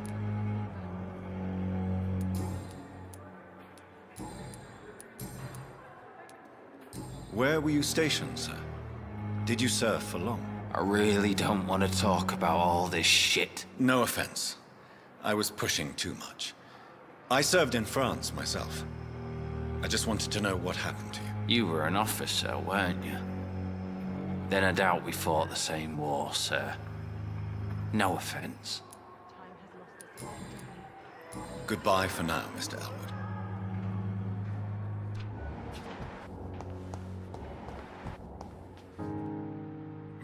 Good evening, Mr. Hampton. How do you feel? Dr. Reed, is it? Oh, sir, I must apologize for my behavior. What do you mean? I was not myself in the factory. Fear and exhaustion made me say awful things to you, I'm afraid. You remained perfectly nice and polite. A little delirious, perhaps. But who wouldn't be after enduring an abduction? Thank you, Doctor. That's a relief. Now all I need to do is rest and return to my flock. How did you end up in William Bishop's den? I had received alarming news about his recent behavior. I went to his place and he refused to let me go. Why did he abduct you? William was an alcoholic. His addiction suddenly changed to blood. I don't know why. Just like a patient I met here. This Miss Hawcroft. You dared to enter this awful place alone. You're a hero, Mr. Hampton. Or a fool. I'm just a man trying to help his friends, Dr. Reed. William Bishop was a conflicted soul, searching for light. Do you know Tom Watts, the bartender from the Turtle? I met him before I found you in the canning factory. Tom? Yes, of course. Always the helping hand, good old Tom. Without men like him, corruption and despair would have wiped out the East End long ago. People are still in despair. How could it be otherwise? The authorities have left us all to rot in this contagious nightmare. No drugs, no advice, nothing. It's a damn shame. Who should I avoid in this part of town, then? Any particularly evil figures? Not really. Most men and women are just doing their best. And it's not my habit to speak ill of people I know, Doctor. What is the general situation in the East End docks? The situation has always been tough, with a lot of tensions between the gangs and the Dockers Trade Union. The Wet Boot Boys are very nervous since they lost their leader. Who leads the gang now? Since Clay Cox went missing, it's his wife Edwina who runs the show, with the assistance of her minion, Booth Digby. Has the gang been threatening you? Ah, no. I've had this nickname for so long, you know. The sad saint of the East End. No one dares to bug a saint. Not even criminals.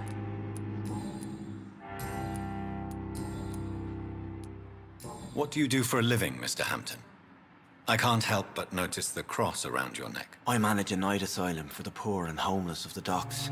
And I try to guide the lost and hesitant on the right path to our Lord. Are you a priest, Mr. Hampton? A deacon, maybe? Not at all, Doctor. I'm just a man of faith willing to preach the good word.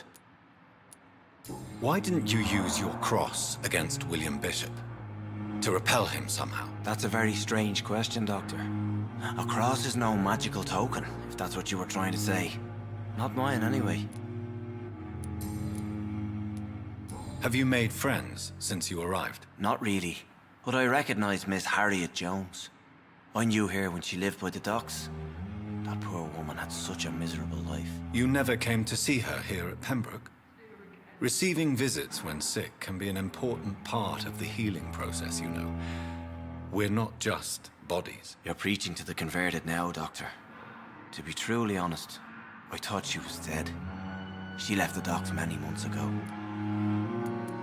How do you feel, Mr. Hampton? Medically speaking, I mean. I feel exhausted. Beyond exhaustion, actually. William drank so much of my blood in his madness. I feel empty. You're in good hands here. Dr. Swansea is well versed in blood transfusion, and I'm sure he'll take the best care of you. Thank you, sir. I believe all I need is rest. And then I can go back to the people who need me. Goodbye, Mr. Hampton. We'll talk again later.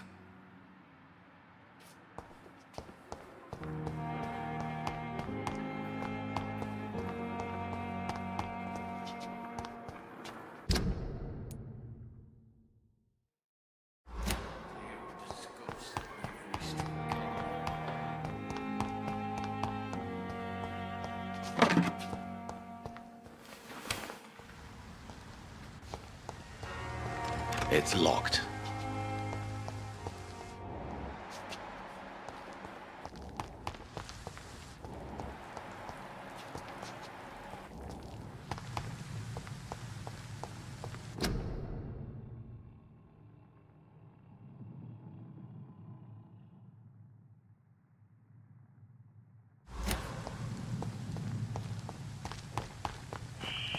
Scowl voices in the garden.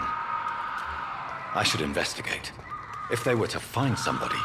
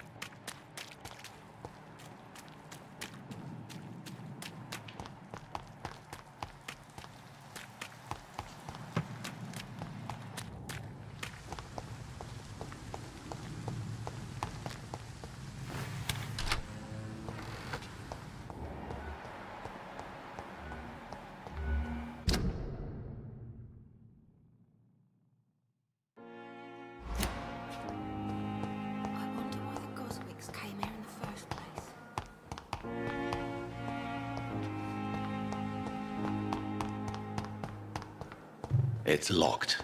It's locked, all right.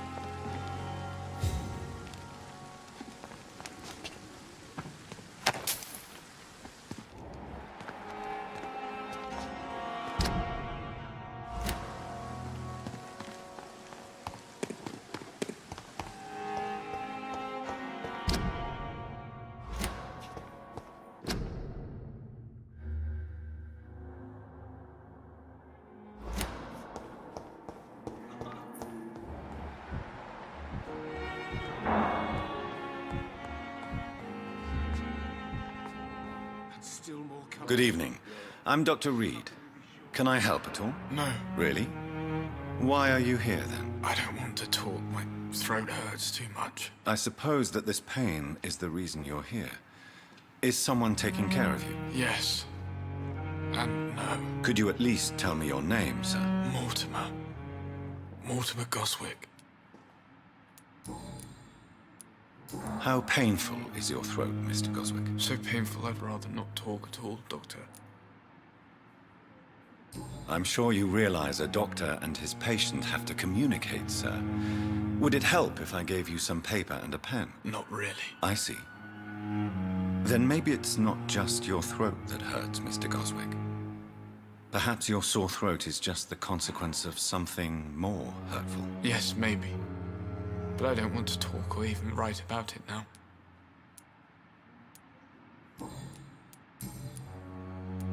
Tell me about yourself, Mr. Goswick. I don't want to talk, Doctor. I have to go now, sir. But don't hesitate to contact me if you need any help. I'm all right. Don't waste your time with me. Good evening, madam. Can I help you? It's my son who needs you, sir. I'm Dr. Jonathan Reed. How can I help your son? I'm Beatrice Goswick, mother of Mortimer Goswick. Could you check on him, please, Dr. Reed? I've heard much of your talents as a physician. What can you tell me about yourself, Mrs. Goswick? Not much to say. Just take care of my Mortimer and I'll cover all the expenses. That's all that matters. Are you really that rich? Most of the patients here are of a more humble origin, if I may say so. Yes, thanks to my husband. May he rest in peace. I can cover any needed medical expenses. May I ask if you have an occupation, Mrs. Goswick? I'm a teacher by profession. I teach young women who are more ambitious about their futures than their families. What do you think of your reception here? Any complaints? I have had the uttermost reservations about this hospital since we arrived. But we had no other choice, considering the state of emergency. Is there something in particular that's bothering you? Some of the staff were not especially welcoming. I suspect they're not accustomed to dealing with patients of such social standing. Tell me more about your arrival at the Pembroke Hospital. What gave you such a bad first impression? The ambulance driver was quite rude, for a start. And that nurse, Miss Hawkins, seems to have quite a dubious attitude. What do you mean? She managed to secure a bed for my son despite the epidemic. It was a relief, but it wasn't cheap. She charged you for a bed? Yes, and I paid without question, considering the urgency of the situation. I share your concern, Mrs. Goswick. Be sure that I'll talk to the people involved. I don't expect compensation, Dr. Reed. But I'm aware such behavior would not be tolerated in other hospitals.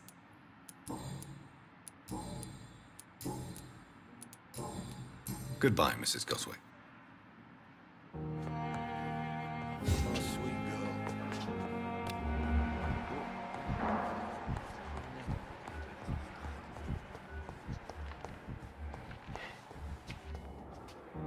Good evening, nurse. Good evening, Doctor. I don't think we've been introduced yet. My name is Pippa Hawkins. And I'm Dr. Jonathan Reed. Dr. Swansea has recently offered me a position in this hospital. Well, it's a euphemism that your help will be appreciated, Doctor. How would you describe the situation at the Pembroke Hospital? It's serious. The flu is wreaking havoc amongst the staff and patients. We are running out of everything. You must get a hold of yourself, nurse. Sorry, I'm exhausted. No one has any idea when this epidemic will be over. Nurse Hawkins, the Spanish flu won't last forever. Even the Black Plague didn't kill everyone. I wish I could believe you. But what if this epidemic was worse? What if in the end, nobody was spared? How long have you been a nurse? Well, long enough to see that the epidemic is winning. And no matter how qualified you are, don't tell me you'll change that.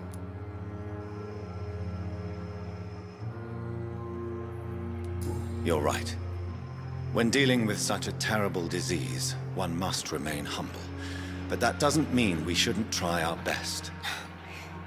Sorry, Doctor. I don't want to sound bitter, but I'm just too tired to give a pep talk like Nurse Brannigan.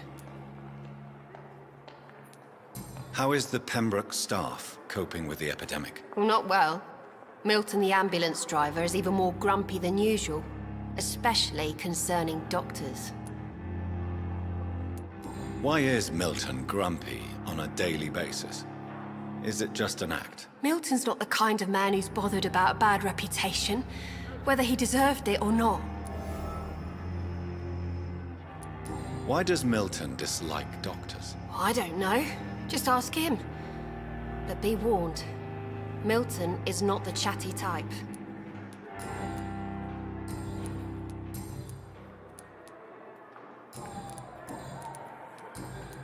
Goodbye, Nurse Hawkins.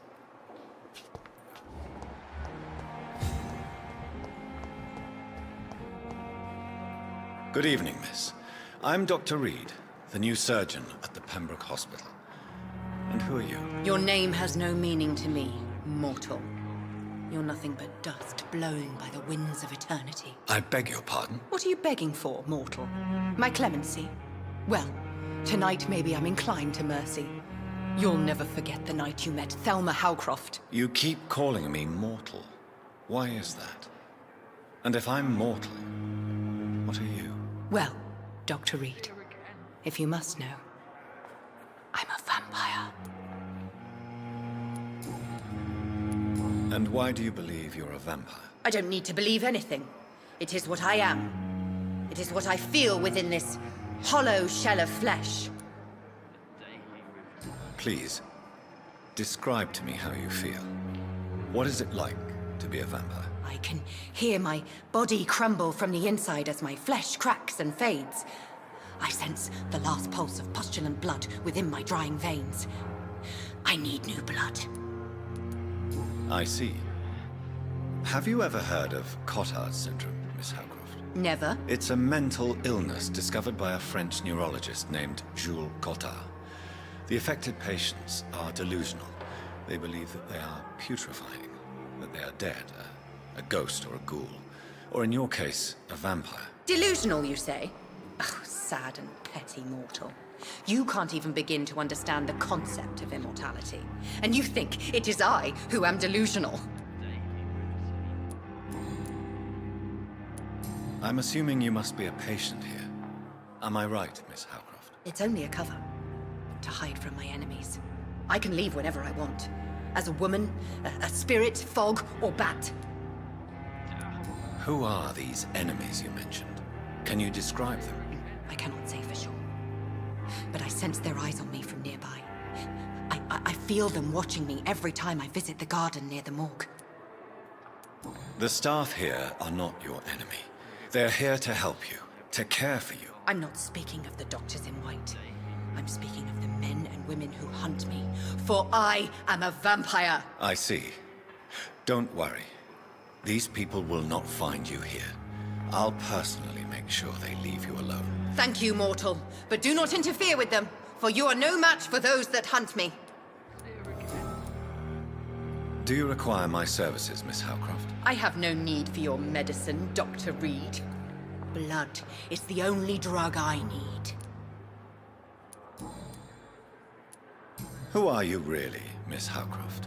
I mean, apart from being a vampire. Is that not enough for you, puny mortal? What do you require? Proof of my powers? I'm curious to know who you were before becoming a vampire. It was such a long time ago, I don't remember. Centuries of unholy life can have strange effects on one's minds, you see?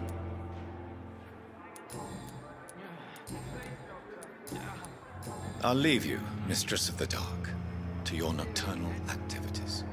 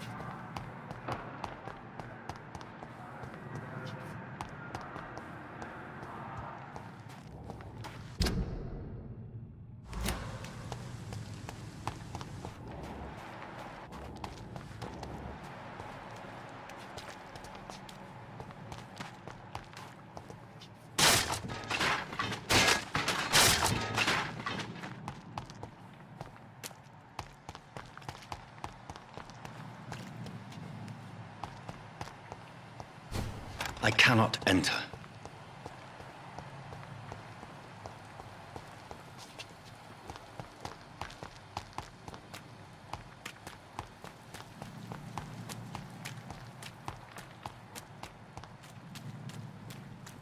It's locked, all right.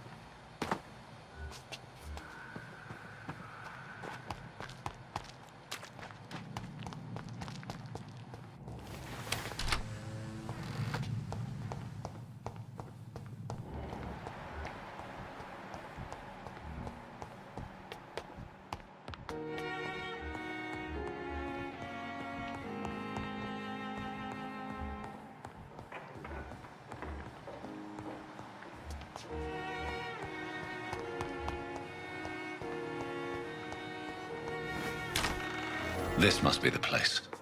It's definitely away from prying eyes. Relegated to the shadows. A kingdom of my own. At least I won't be sleeping in a coffin.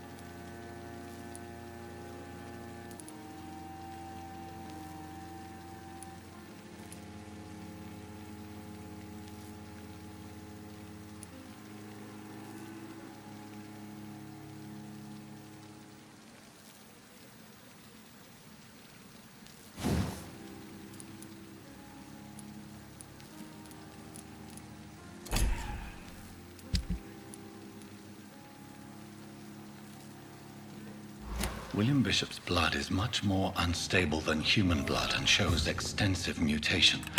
But this is not what happened to me. I must keep on searching. The sun is about to rise. I can feel it. I'll continue tomorrow night. I have so much time now.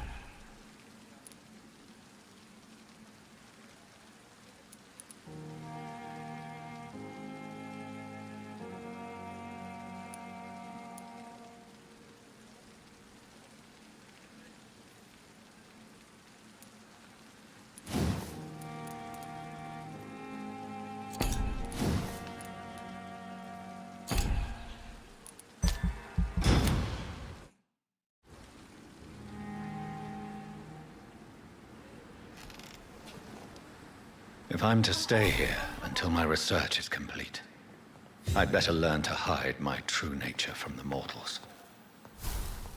But what about my thirst for blood?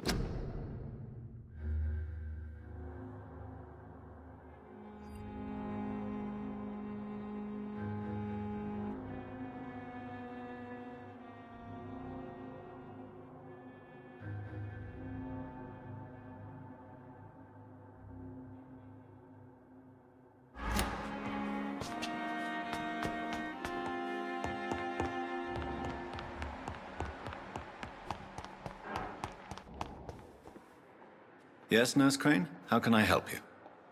I'm so sorry. I know Dr. Swansea wanted you to rest, but we have somewhat of a crisis. A crisis, you say? Our supply of antiseptics is nearly depleted. I was hoping there was another box up here, but...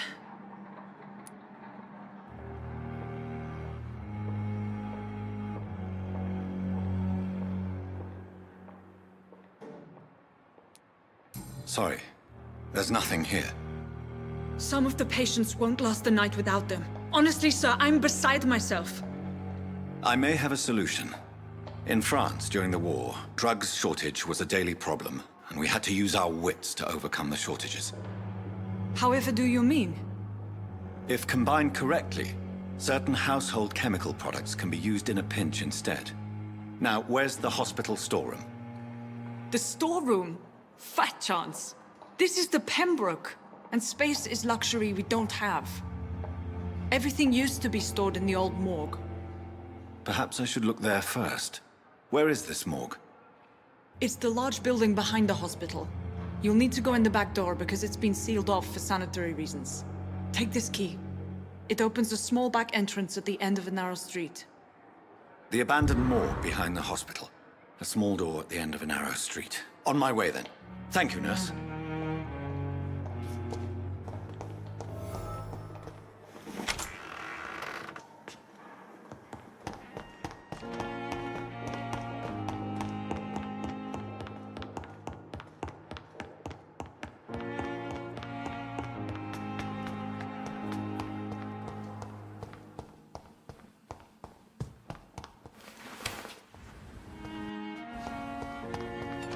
I cannot enter.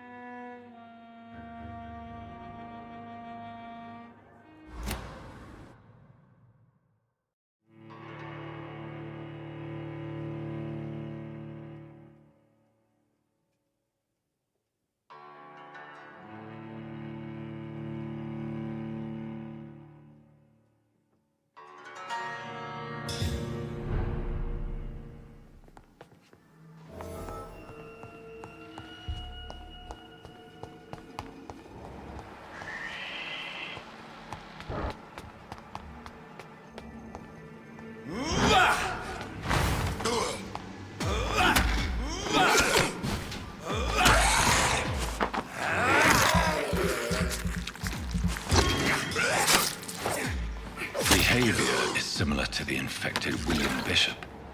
Must be the same strain. This sickness moves faster than influenza.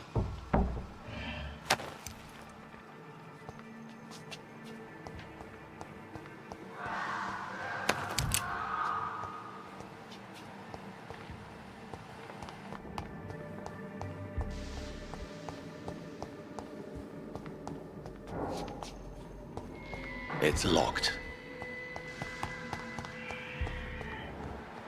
This key will surely grant me access to the basement.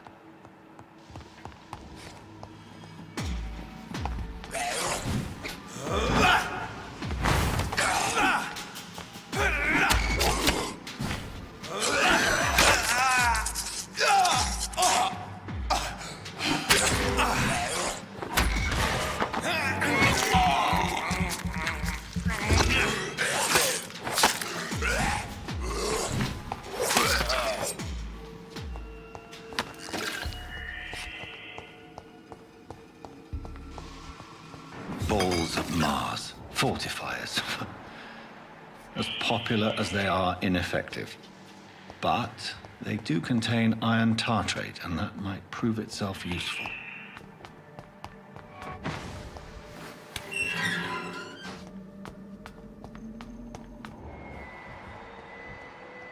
These scowls feed from corpses and the husks of animals. They're not after blood.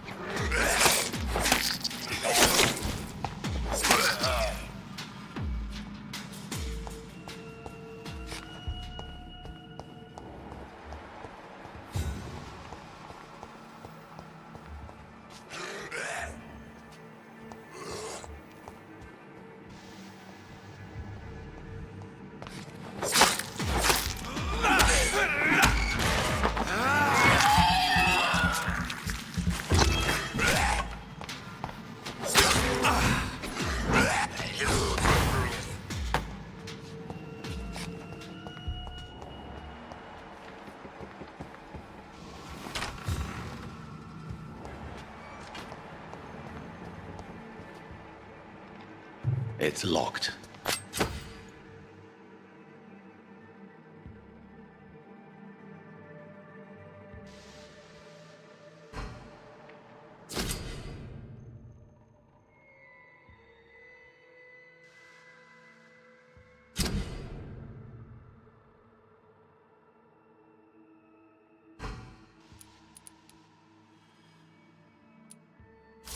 Mr. Connor's injuries don't match the report. I'd better look into this.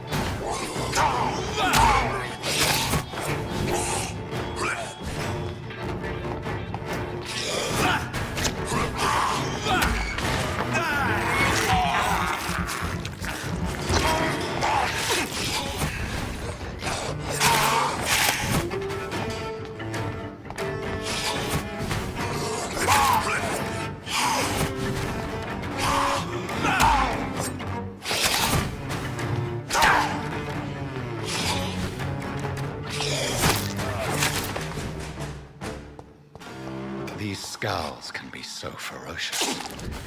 I'm not sure I can defeat them without becoming stronger. To drink blood is so tempting. Sodium hypochlorite. Dangerous to administer, but efficient in the proper dosage.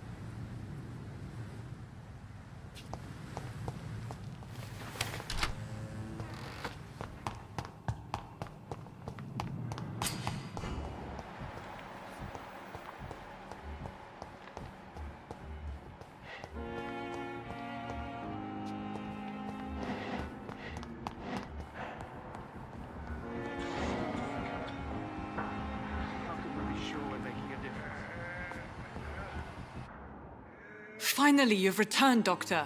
Did you find anything of value? Yes, nurse. You've worked your first miracle, Doctor. Now, this patient here needs immediate treatment.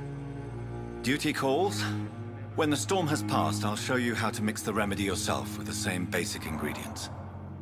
Many thanks, Doctor. When you've finished, you ought to report to Dr. Swansea in his office. He's been looking for you. Seemed pressing.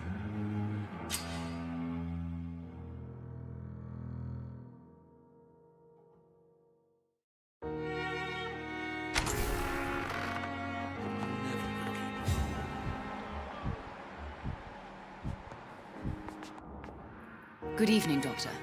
How is my son doing?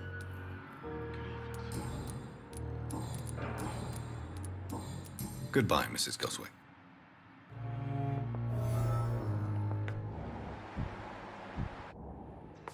This hospital seems to be falling apart. But in the circumstances, I'm willing to give you the benefit of the doubt. I'm all right. Don't waste your time with me. Good evening, Mr. Goswick. How are you? I'm okay. Do you need any help? I'm afraid I may, sir. I don't mean to be a burden. You are not a burden, sir. Healing you is my responsibility. And you have my gratitude for that.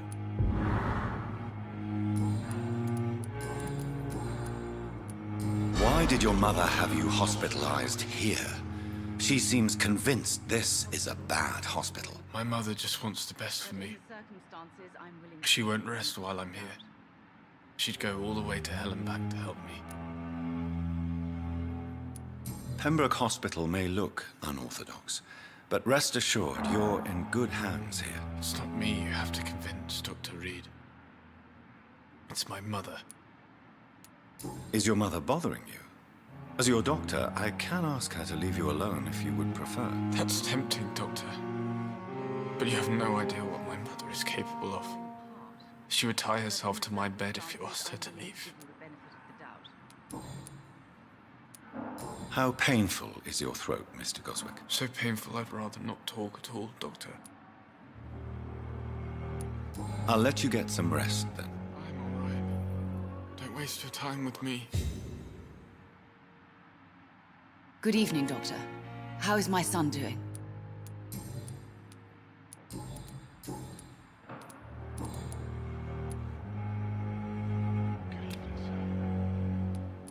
Goodbye, Mrs. Goswick.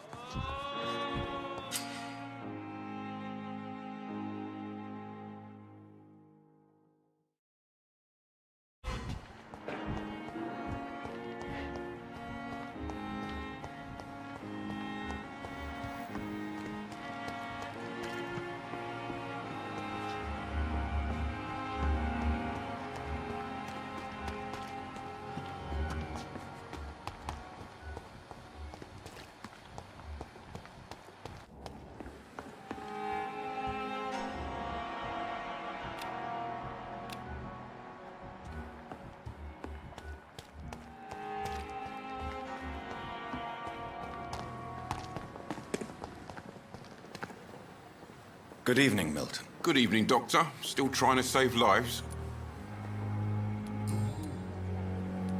Why do you have such a mediocre reputation among your colleagues, Milton? Fuck them. Nobody knows the horrors I've seen since working here. This city was sick long before the epidemic, Dr. Reed. I know it's a difficult task, but correct me if I'm wrong. Is this not the job you are paid to do? I've seen babies left to die while their brothers were properly fed. Underage girls and boys sold to all manner of perverts. I'm sorry, I don't know what to say. Yeah, exactly. We lack words. So excuse me if I don't look on the bright side of life. Tell me why you're extorting money from some of the patients here. If a patient wants a bed, he'll have to pay me a little fee. That's all. Where did you get the idea for such an immoral scam? Funny you should ask. The first time it was from a patient who bribed me to get a bed. It's only then I realized I could make a fortune.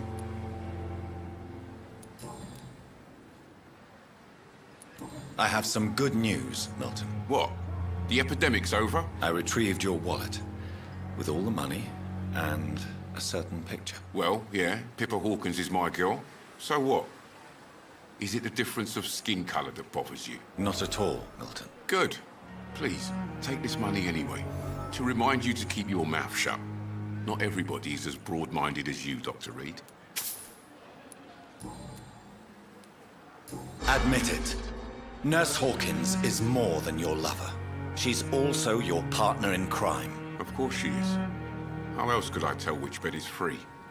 I need to know that. Have you no shame? Don't you see this city is crumbling down? Today, people are ready to pay to get a hospital bed. Tomorrow, we may be fighting for food. What's going on between you and Nurse Hawkins? Pippa's tired. Tired of all this shit. Tired of all those corpses piling up. She's as depressed as I am. During the war, I witnessed a few couples just like you come together in difficult circumstances. It can be very damaging. Maybe you're right. But we support each other. And that's all that matters. You do realize you could both get fired. Hospital staff are not meant to have intimate relationships with one another. Come on, Dr. Reed. Do you know how many rules are broken in this hospital every day just to keep it running? There's nothing wrong with what we're doing.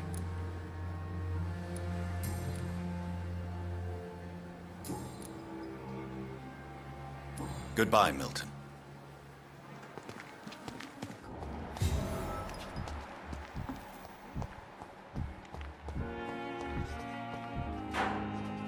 Good evening, Nurse Hawkins. Good evening, Dr. Reed. Milton cheats patients out of their money at this hospital, Pippa. Are you his accomplice? Yes, I am. Is this your definition of being useful? By abusing the sick and poor? No. It is my definition of getting out of this useless life once and for all. Why do you do it? Why not? Most of the sick who paid for a bed are already dead, or will be soon. Don't you see the futility of all this?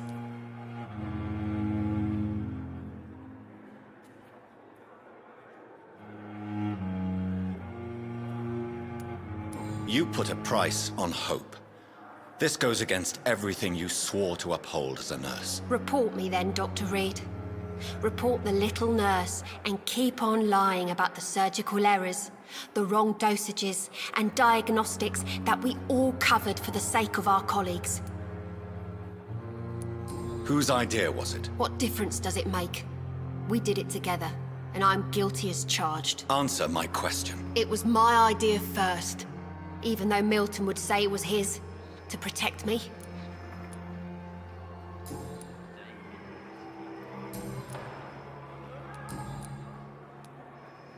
Pippa, I know you're very close to Milton Hooks. Yes, Milton Hooks is my man. If you want to report me for that, just feel free, Doctor. I have no intention of reporting you, Nurse Hawkins, but are you aware of the risks? The rules say I won't be allowed to work as a nurse anymore. But here at the Pembroke, we break rules all the time. Is he worth the risk? Hey, I'm no perfect woman, and Milton is not the finest bloke, but we do our best to get by. That's all any of us can hope for nowadays.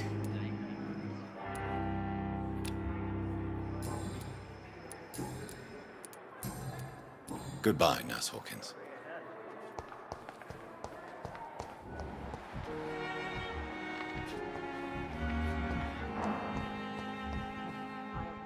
The pain. There again.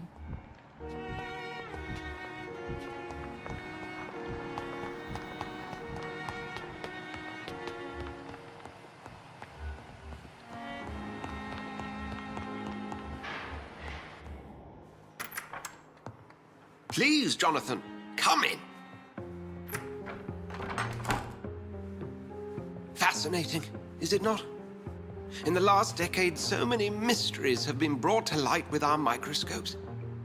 The human body, biology's penultimate frontier. The more we explore its boundaries, the less we're able to trace a clear line between life and death. You, my friend, have a foot in both countries. The view must be vertiginous. It's at least as vertiginous as chatting about vampires with you, I would say. This must be all so new to you. This area of town, the hospital, a brand new life. How stimulating it must be. I wish I could share your enthusiasm, Dr. Swansea. But my condition defies scientific categorization. Undead? Unalive? Immortality defies logic. I cannot express my thrill at this serendipitous turn of events. The world's most eminent specialist in blood transfusions, a vampire. One might say a gift from heaven.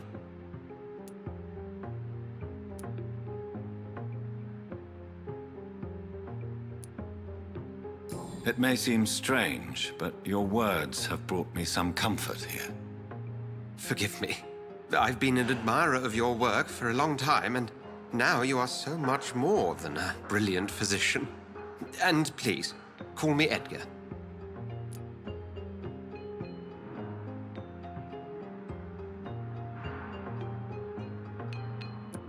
I'm not some doe-eyed student, Edgar.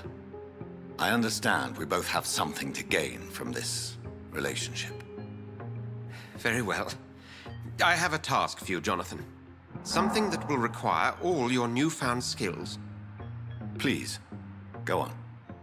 The Pembroke only survives through the generosity of our benefactors. Unfortunately, our main donor has found herself in a bit of a bind. Now, if you could help her out... A spokesman or politician is what you need. That's not my calling. And until I come to understand what has happened to me, I require discretion. Discretion is in order, Jonathan. Lady Ashbury has recently received rather indelicate correspondence that, if revealed, would jeopardize her position. And you would like me to eradicate this threat? By the stole, of course not. I would just like you to pay her a visit. Her ladyship is certainly near the tents outside, tending the sick. You can't miss her. Look for someone impossibly delicate. Accepted. I'll see what kind of trouble Lady Ashbury is in.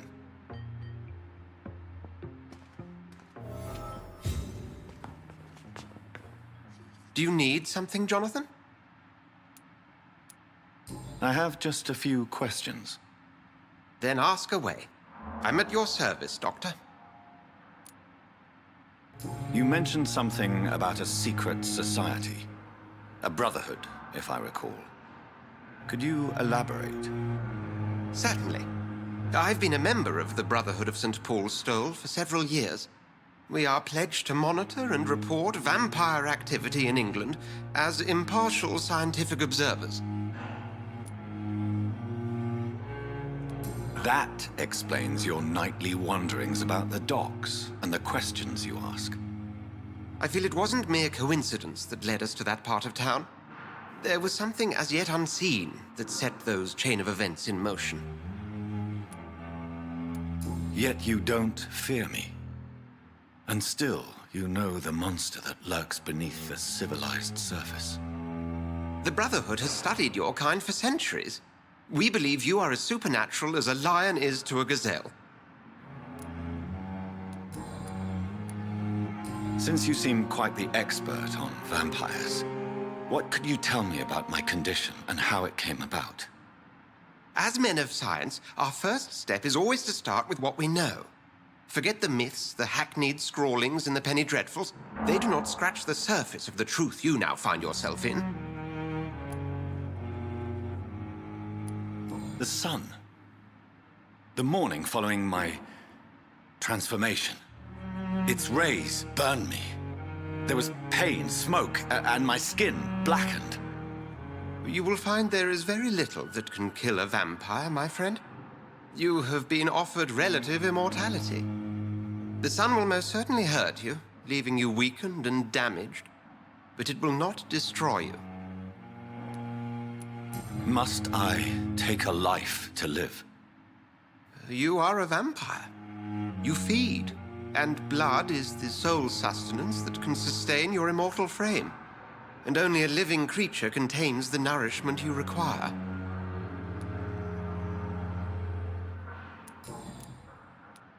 Since I'm the one working for you, what should I know about Pembroke Hospital?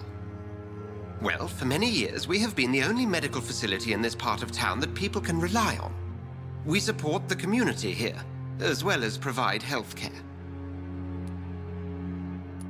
Where do we stand today? Oh, to be honest, we cope on a day-to-day basis. The first wave of the Spanish flu last summer took us by surprise. We lack many of the basic necessities needed. What do you expect of me? What we need is hope. You were a soldier. This is a war. This white coat's still a uniform. We fight to help the poor, the sick of the East End, the forgotten. The man we pursued and slew in the canning factory, William Bishop, I believe, was he a vampire? He was a Skald, technically speaking. The debate rages as to their classification. Some think them a subspecies of vampire, others something else. How do Skalds come into existence? The name means slave. The etymology may indicate that they are a lesser species of vampire. From what I know, vampires tend to despise them. Just for clarity, what differences are there between myself and a Skald? A Skald is easier to eliminate, Jonathan, even if they remain formidable foes for the unprepared. Vampires... Now, vampires exist beyond the mortal realm. We'll see each other again soon, Edgar.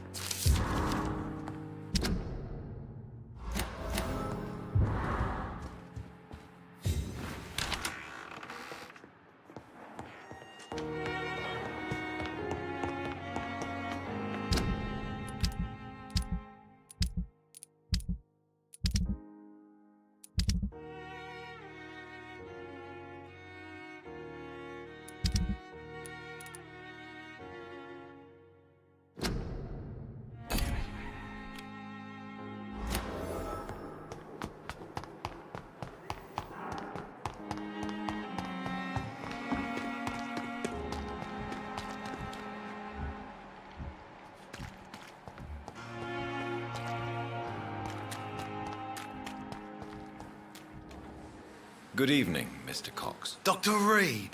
Still working at night, I see. I like that. And why is that? People who don't sleep at night always seem more alive to me. More interesting, one way or another. You're lucky to be alive, Mr. Cox. I hope you're starting to take better care of yourself. This place is full of sickness and decay. How could I get better in such a dump? I will see you later. Have you heard of any underhand dealings going on in the hospital? Blackmail? That's not my style. Too risky. The black market, though. Now that's where the money is.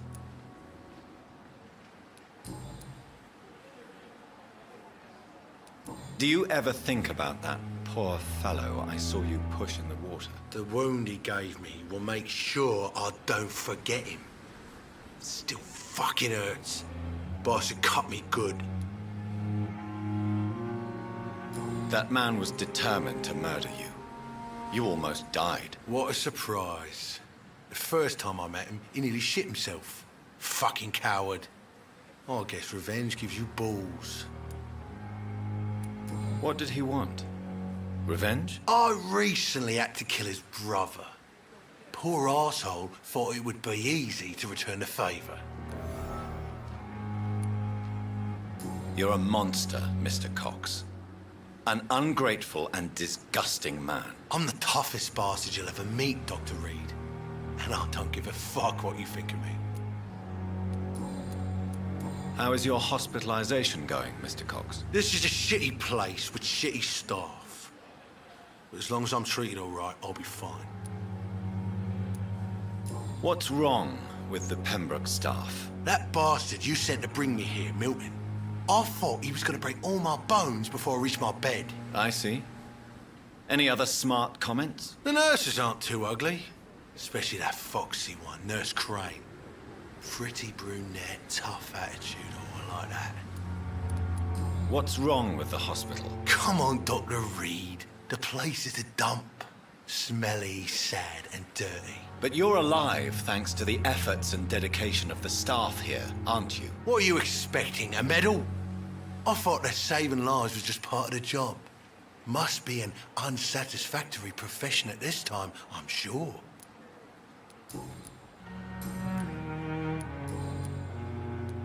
How long do you think you can escape the law, Clay? I know this city like the back of my hand, Doc. I know its streets, who to pay, who to avoid, and who to bully. I won't get caught.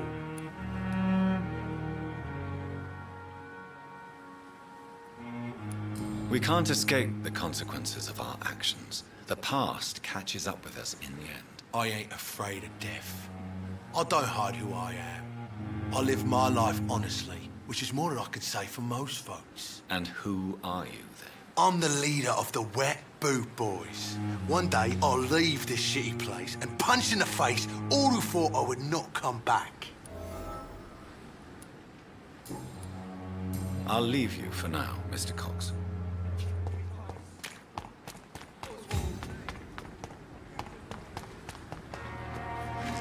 I cannot enter.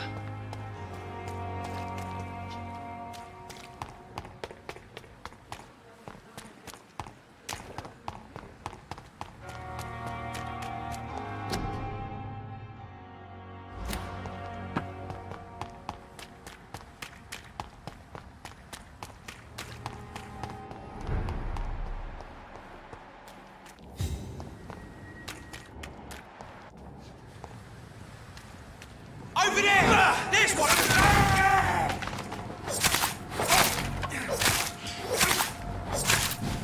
Die, vermin!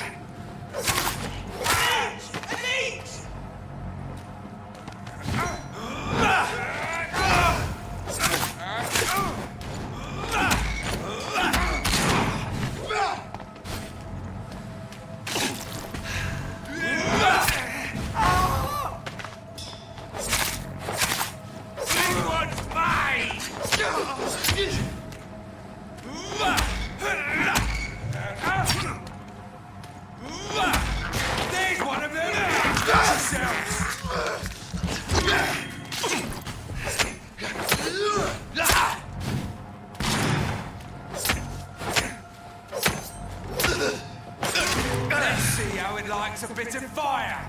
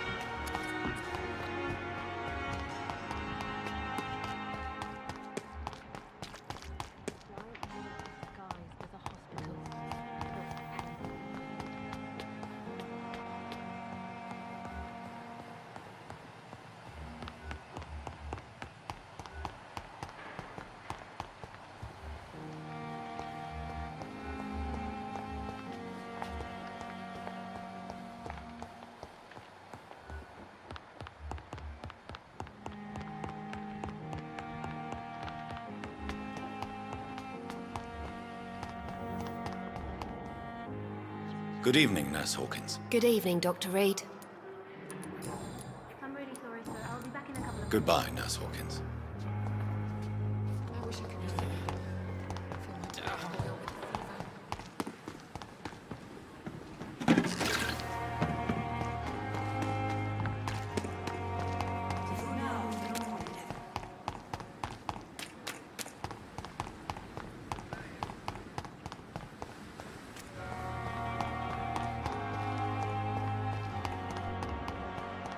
Thelma Howcroft said she was being watched by vampire hunters. Where are they hiding? I should investigate. I'm sorry you ended up on my cold medical bench, sir. It's locked, all right. I'm very angry about this unfair situation. I managed to arrange to have you buried in the same mass grave as your wife. I hope that might help.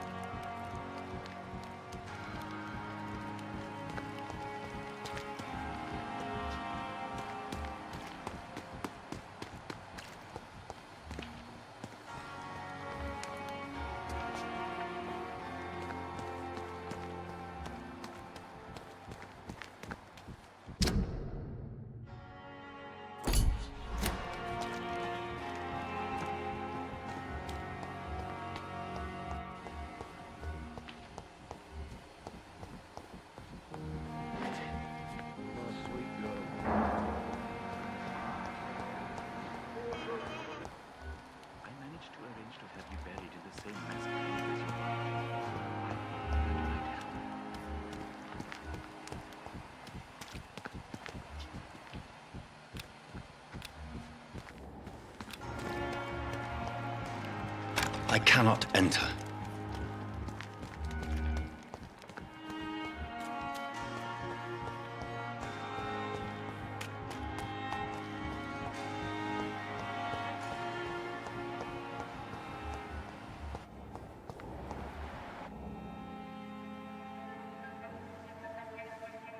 You don't mind if I search your pockets, do you, sir? You won't need any of these anyway. I'm not stealing from you, mister. I'm only redistributing your belongings to people who need them more than you. You see, no one has claimed your body, sir, so it would be such a shame to bury you with your valuables. I will not forget you, sir, and I thank you for your generous donation.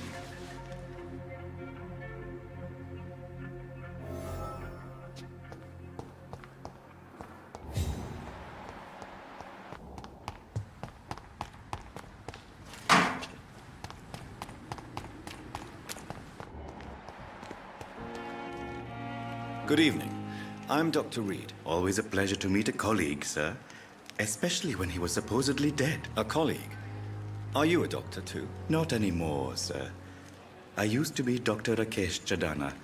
Now, I'm just Mr. Chadana, pawnbroker and humble guardian of this morgue. What do you mean, you used to be a doctor? Was your license revoked? No, sir. It is just that I like to be precise. I run a little pawn shop while taking care of the dead. But I used to be a real doctor. Are you afraid or uneasy being surrounded by so many corpses? Why should I?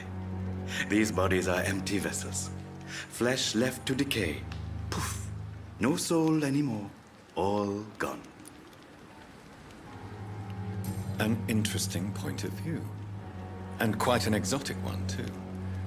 Most people fear, or at least have a respect, for dead flesh. Sir, as a medic during the war, I learned to face my death and the death of others. It's the pain we have to tame, not death itself. How did you get this job? After I left the army, I worked as an undertaker down by the docks. A dangerous place with many an unpleasant business there. Milton Hooks helped me get a job here. Have we met before? I don't think so, sir. Why? When we first talked, you said you were glad to meet me since I was reported dead. Funny story, sir. Your sister came here a few nights ago. You were missing, and she was looking for your body. She must be very relieved now. Do you work here alone? Yes, very easy work, sir. All I have to do is watch a few bodies.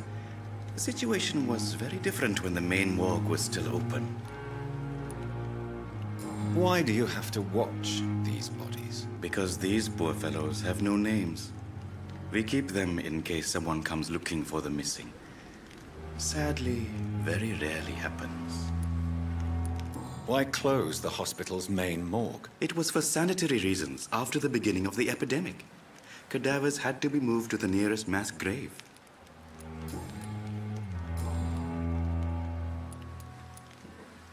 Have you heard of someone blackmailing people in the hospital? Pardon me, sir, but I have no idea what you're talking about. A pawnbroker? I expect you get all types of people here. Yes, sir. All kind of people. For I sell all kind of goods. Who comes here to trade with you? It's very unhygienic, even unsafe. Diseases can spread. For the customers, for the hospital. I'm very cautious, sir. I've been a doctor, remember? And all my clients are good people. In fact, I think I only know good people. What kind of goods? With the quarantine, it's not always easy to buy things. So I trade, I exchange. Some people sell, some others buy. I like to help. Since you're not afraid of dying, do you believe in life after death, Rakesh? No. I believe we must do all the good we can while alive.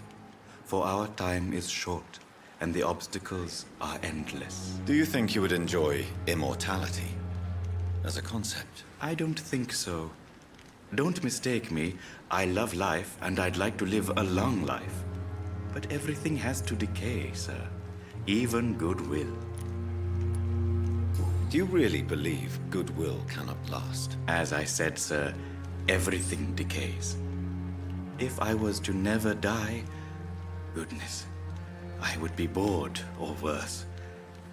And I like to be helpful, sir.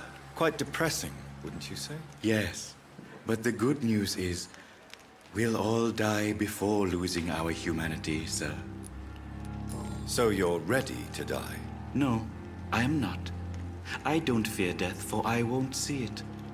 What troubles me is the pain my death will inflict to those I know. You're a wise man, Mr. Chidana. No, Dr. Reed. I am a foolish man. But I like to think otherwise.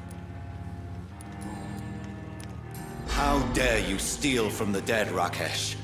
Is that what your pawnbrokers is really about? These people are dead, sir. What they possessed could be useful for the living. And I'm sure they would agree if they could speak.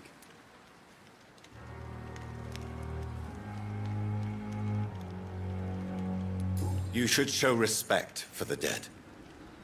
What about their loved ones who may treasure these items you sell? The bodies I watch over are the unwanted and undesired, sir. I would never deprive anyone of their family artifacts.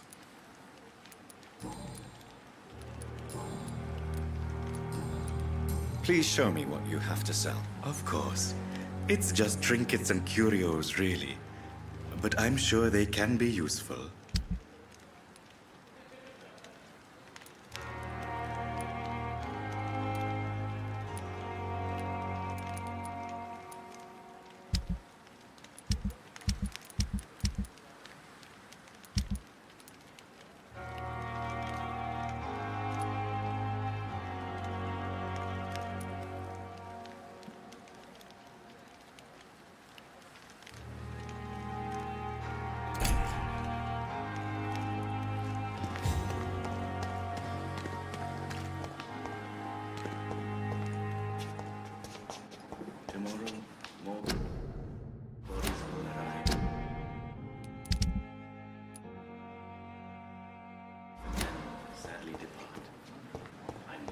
Train terminal.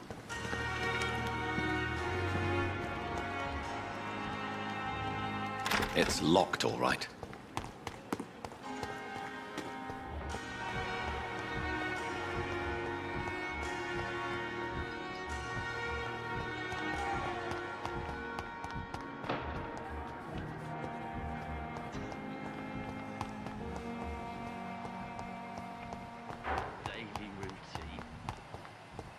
I cannot enter.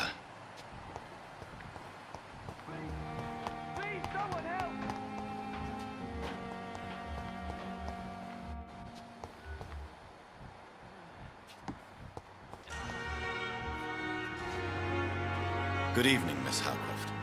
How are you tonight? I need blood, Doctor. Warm, rich, vibrant blood. Have you heard of any blackmailing going on within these walls? I have no time for mortal games. My secrets are beyond their comprehension, Dr. Reed.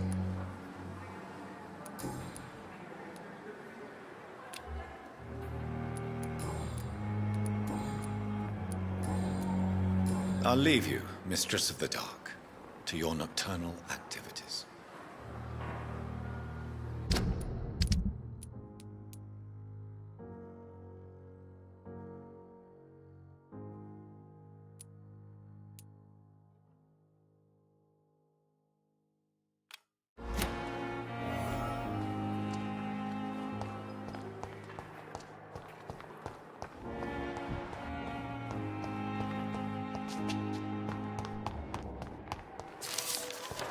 Just ghost on every street corner. Daylight wasted too much.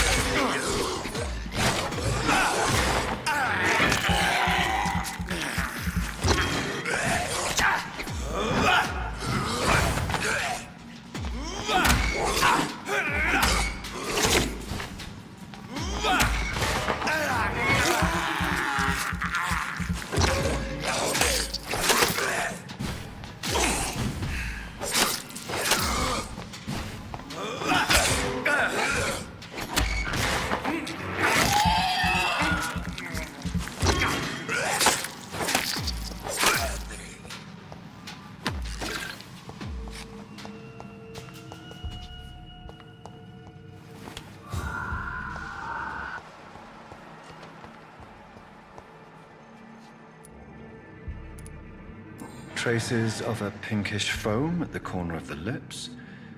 Some sort of drug overdose, perhaps? The chest was originally open to perform the operation.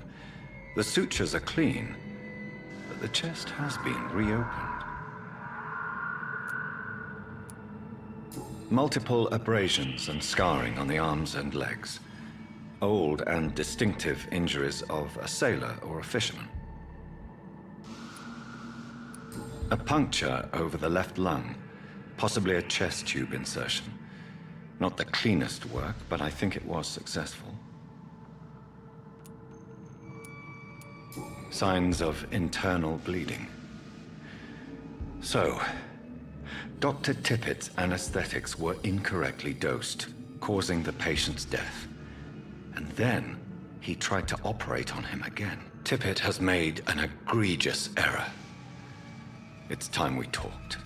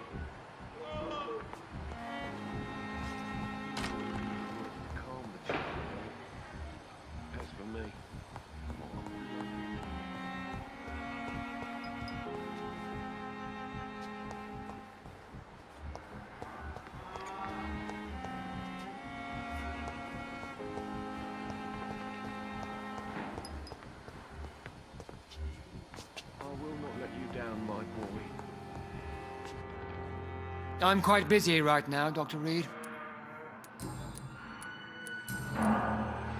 Have you heard about any blackmail going on in this hospital? Blackmail?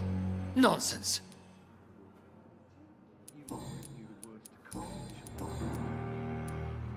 Do you need my assistance? Not at all.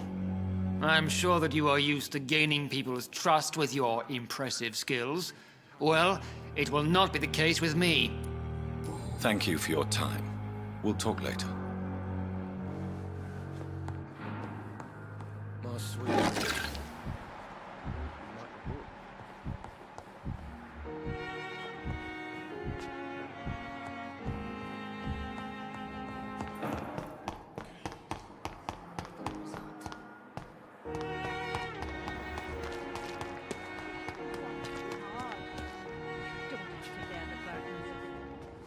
Good evening, Dr. Tippett.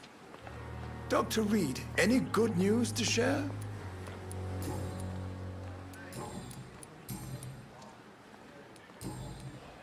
Have you heard of any underhand dealings going on in this hospital? I have no time for such triviality, my dear colleague. We're here to save lives. Corcoran, I want you to tell me about Mr. Connor. How did he die? What happened? He was my patient. He died because of my mistake. That's the blunt truth. What was the nature of the mistake? It was a twofold error.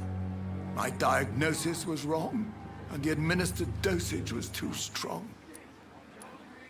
Who was this patient? I don't know. Some sick man from the docks, maybe a fisherman. I had no time to talk with him. No one claimed a body. Why not stop practicing? Are you mad? I killed that man, I admit it, and it won't happen again. I have saved so many lives since then. Do you need any medical assistance yourself, Doctor? Come on, don't be ridiculous, dear colleague.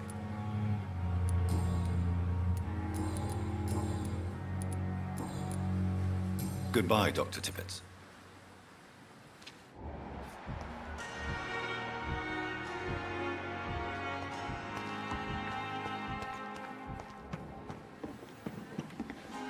Good evening, Nurse Brannigan. Good evening, Doctor.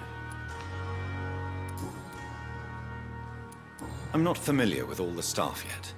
Perhaps you could help me. Brilliant professionals, most of them. Dr. Swansea has a gift for recruiting talent. Most of them. Is there a problem I should know about, Nurse? It would be inappropriate for me to speak ill of a colleague. Is there anyone that stands out? Well, I have never met someone as dedicated as Dr. Tippett's. He should be a standard for us all here. If only he were younger. Why should his age be a problem? I guess it's fair to say he's always pushing himself to the limits. He just doesn't know when to stop and get some rest. Nurse Brannigan, if you do know something, please tell me. Anything you say will be held in confidence. No. I may disagree with some conduct, but in the end, everybody is doing their best.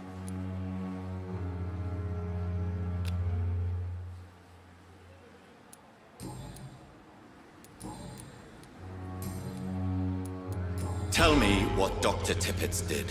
I know his mistake caused a patient's death. If I had not covered up his error, Dr. Tippett would have been fired from this hospital.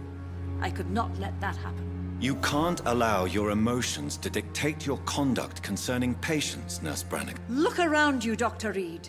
Do you really think we can afford to lose a brilliant practitioner like Dr. Tippets in our situation?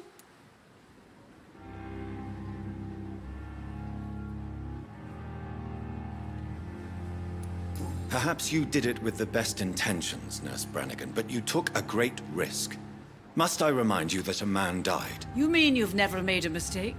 Never covered your tracks? Come on, Doctor.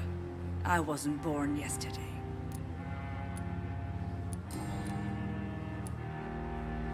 I've decided that I won't reveal Dr. Tippets. Shall we say, misdemeanor? I'm so glad you share my point of view. Dr. Tippets is a brilliant practitioner. We most definitely need his know-how. I hope you're right. This is a huge risk we're taking. Dr. Tippets must regain his confidence. Please, keep this decision between you and me. He doesn't need to know you found out.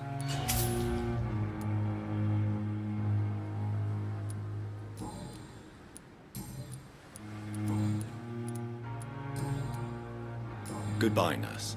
Call me if you need assistance.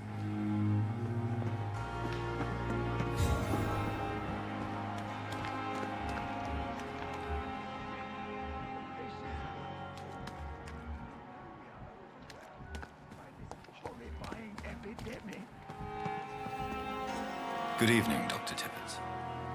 Dr. Reed, any good news to share? You're exhausting yourself, Corcoran.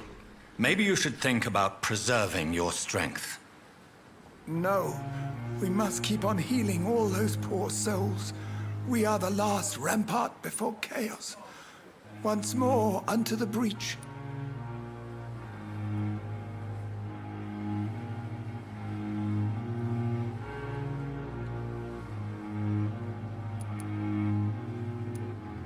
Your attitude is irresponsible, Doctor. Believe me, I've seen so many medical errors caused by exhaustion during the war. You're right. This is a war, Dr. Reed, and I don't intend to surrender.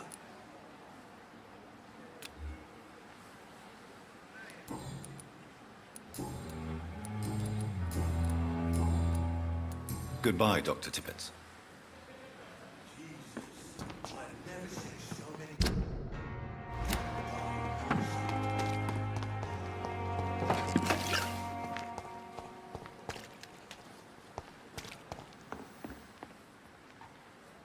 The flu took my dear wife, Emily.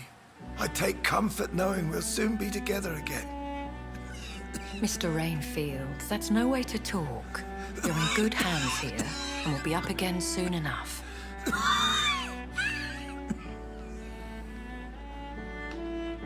Now do me a kindness and get some sleep. I'll be back round later. Your words are kind, the blessings of an angel. You're the sweet, sweet Lady of Mercy.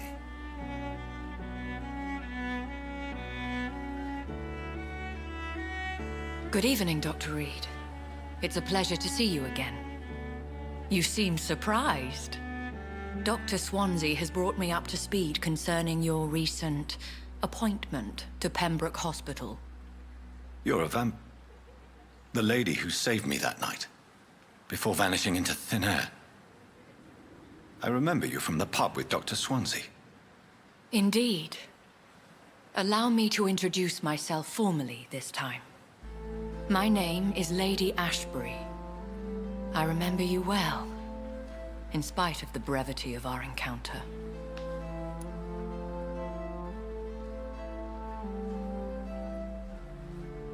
So it seems our Dr. Swansea does indeed have a fascination for creatures of our constitution. Dr. Swansea is a remarkable man. Dedicated, one might say, obstinate? He spent years compiling our bestiary. I hope you're more disposed to answer my questions now. You must have countless questions, but our rather urgent matter first. Swansea has explained. My cover, if you prefer, has been compromised. Have any of the patients given you trouble? These poor souls have so little left to live for. I do my best to ease their pain. The world would be a better place if it were cared for by women like you. You make me blush. I am simply a necessary evil. Pardon my boldness, your ladyship, but I have questions concerning this condition we share. As a newborn, your hunger for answers is rivaled only by your thirst for blood. But the questions need wait. I'm a scientist. My trade is in the deciphering of mysteries, and I need information to feed my mind. I will gladly answer every question you have, but first, prove yourself capable of resolving my predicament without eating the culprit. Dr. Swansea has commissioned me to be your agent in this matter. You could start by explaining what's amiss. These past insufferable weeks, I've been the victim of extortion. I've made a first payment, but the blackmailer grows greedy. I must refuse his most recent demands. What are your expectations? Please be precise. As the newly appointed surgeon of this hospital, you are in an excellent position to ask innocent questions and deftly learn the identity of my blackmailer. Who would be so foolish as to threaten you? A kindred spirit. Even if it were the case, and I highly doubt it, a vampire would have asked for something more valuable than money. My suspicions lean toward a patient or their family. If we're dealing with an ordinary criminal, surely you've the means to deal with it yourself, if I may. As immortal tradition doth dictate, all fangs and hypnotic eyes ablaze, the blood would run like a river. That's what I hope to avoid. Violence has a tendency to spiral out of control. Please continue. Every detail is essential. I'm your man. My embarrassment in this matter is eclipsed only by my shame at having put the hospital at risk. The threat from our anonymous scoundrel is clear. A list of dates. My visits coinciding with the dates of suspicious patient deaths due to massive blood loss.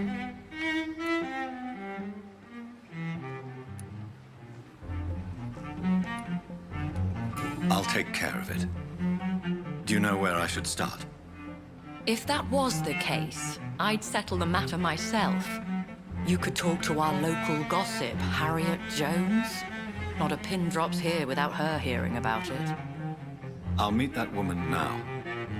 My life, as others know, is in your hands, Dr. Reed. I'm sure of your discretion, but I do fear your powers of persuasion will be put to the test. When this is resolved, I'll be your obligé. I'll answer all questions in regards of your condition.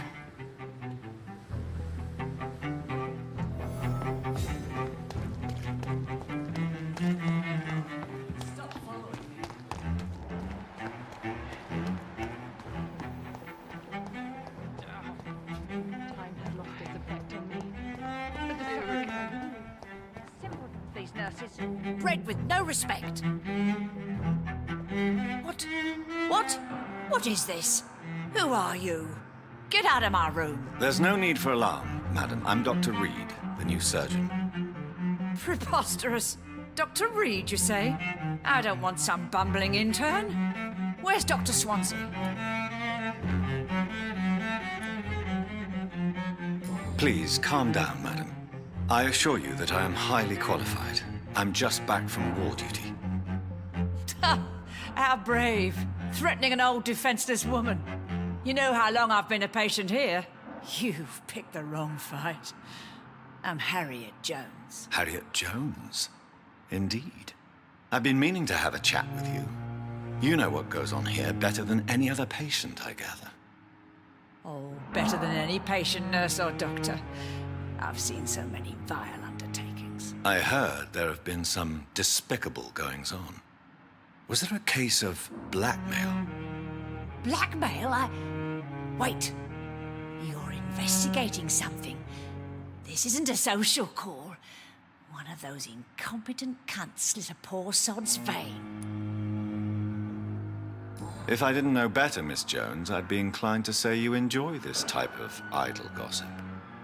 God's honest truth, Doctor. It's just the way it is here. Most of these bitches would let you freeze to death before getting you a blanket. You seem to know more about the goings-on here than anyone else. Beware, Miss Jones, in case suspicion should fall on you. That's it. Blame the old and infirm. I see those little bitches' greedy little eyes. Just waiting for me to pop off they are. I assure you, madam, this is not an investigation into a possible medical error. Debauchery, then? Nurses Crane, Hawkins, Brannigans. Oh, so all of them, they can't keep their legs shut. I've seen them scratching slutty sores. Really? Well, if you have irrefutable proof, I'll not have the staff behaving in such a manner here. This is your business, Doctor, not mine. But I swear one of the nurses is cavorting with some man on hospital hours. Thank you for your time, Miss Jones. You've given me something to go on. See you on the next round.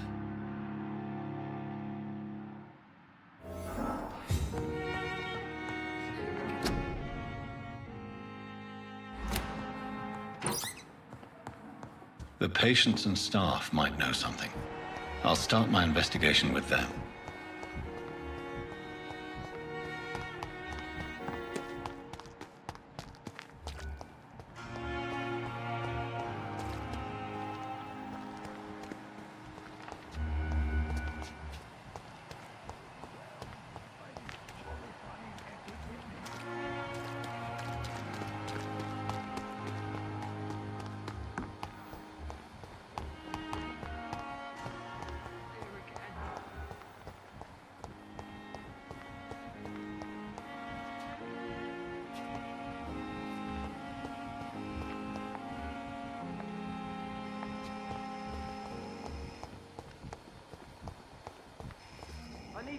Good evening, Nurse Hawkins. Good evening, Dr. Reed.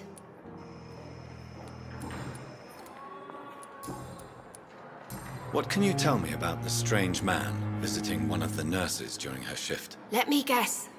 You spoke with that old shrew, Harriet Jones. Do not pay attention to her, Doctor. She's full of fanciful tales.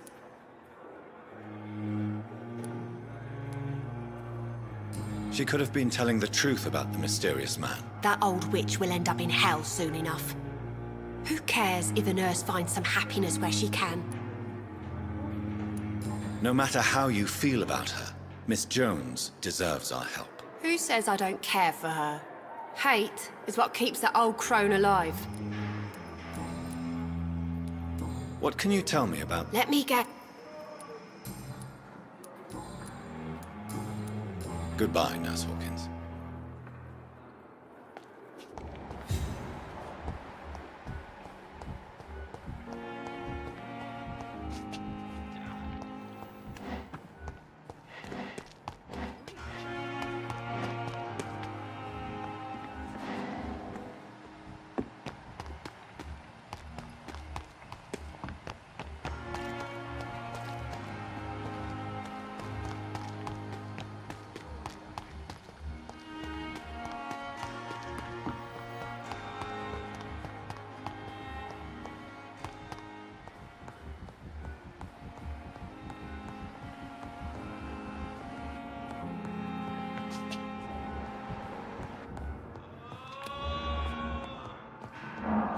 My sweet girl.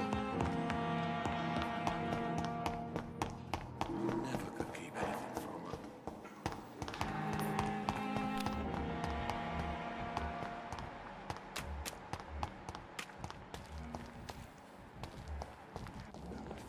Good evening, Nurse Brannigan. Good evening, Doctor.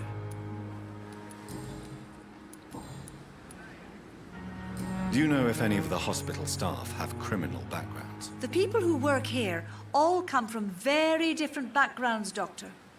Just like the patients. Have you seen a strange man visiting any of the nurses here? I've never heard of such a thing, Doctor. Goodbye, nurse. Call me if you need assistance.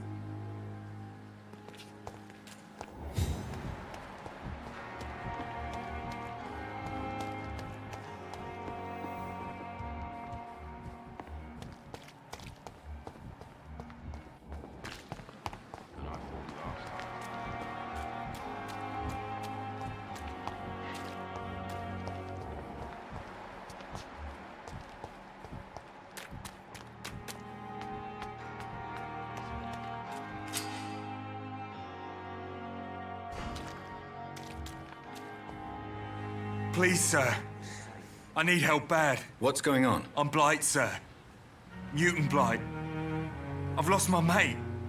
Can't find him anywhere. I'm Dr. Jonathan Reed from the Pembroke Hospital. Please, calm down and give me more details. Oswald and myself were both infantry, sir. We were en route for the hospital, but... well, we had a disagreement. And Oswald ran off towards the canal. How long have you been searching for him? I can't go there. Too many rats by the water. Fucking rats. Can't stand them since the war, sir. Can't stand them at all. Don't be ashamed, Mr. Blight.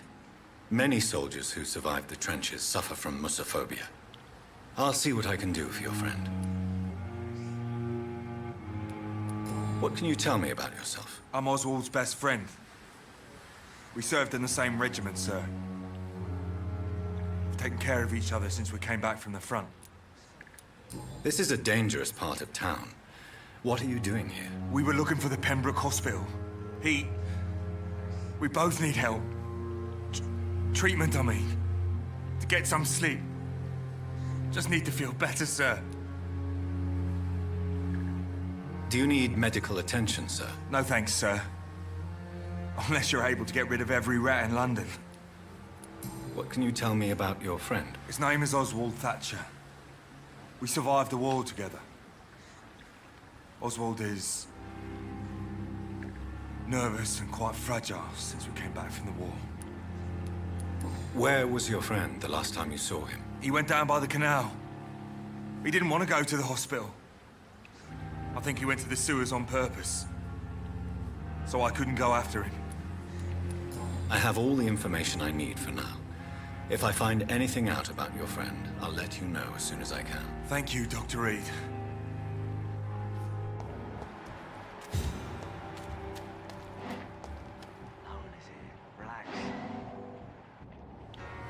You're sure you don't come back with me?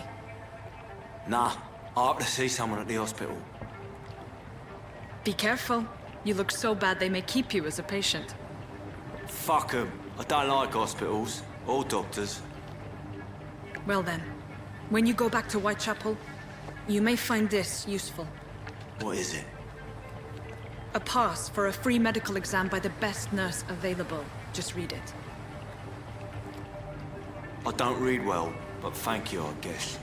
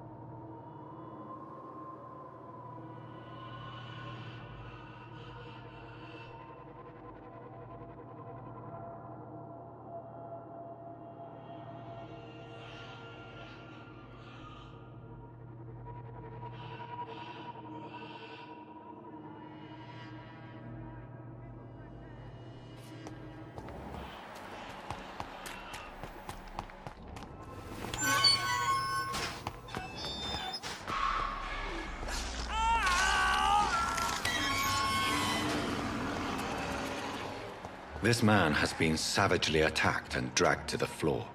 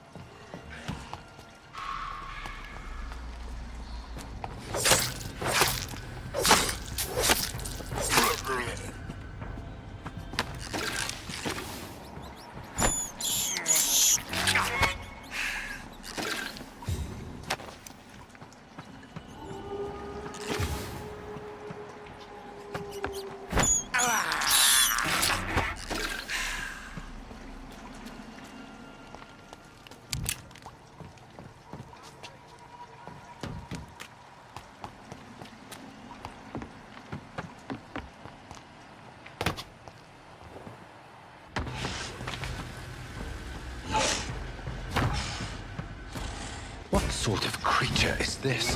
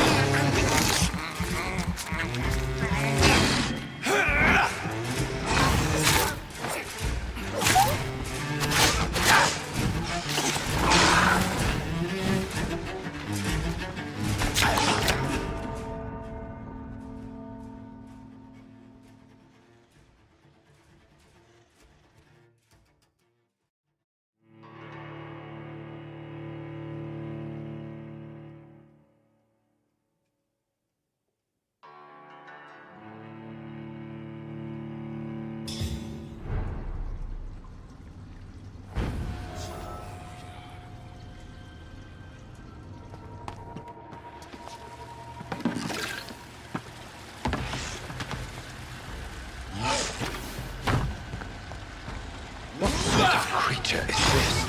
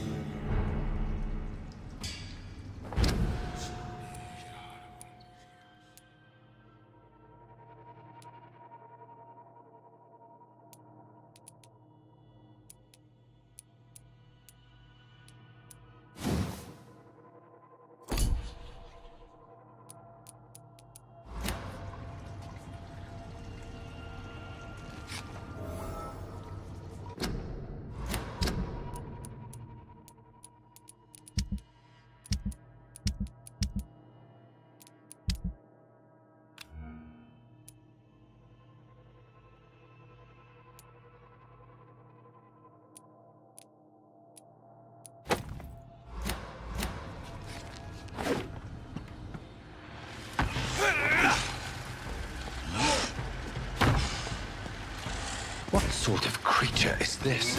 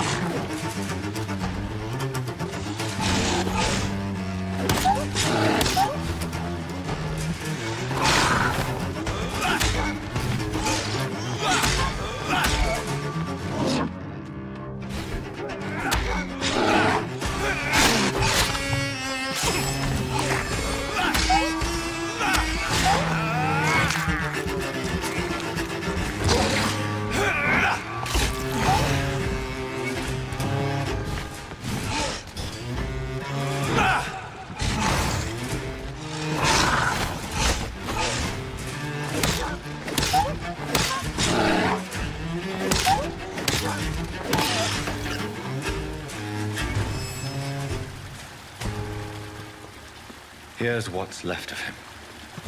Not a lot to check, but I should anyway.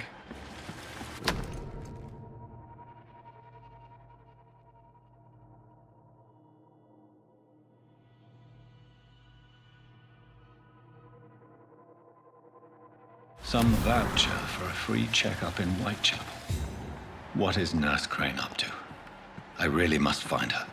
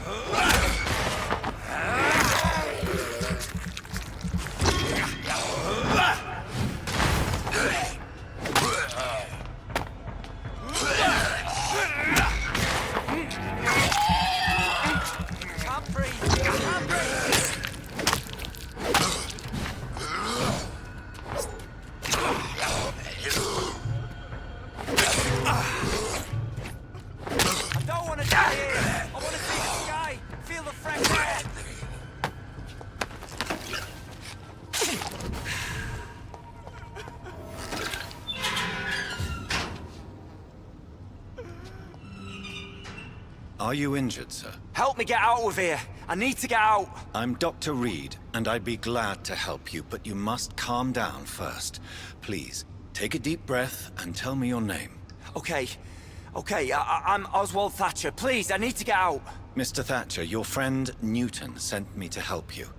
Do you remember him? Yes, I do. Good. Now leave this place and enjoy the cool night air. It's quite invigorating. I'm sure you'll feel better if you do.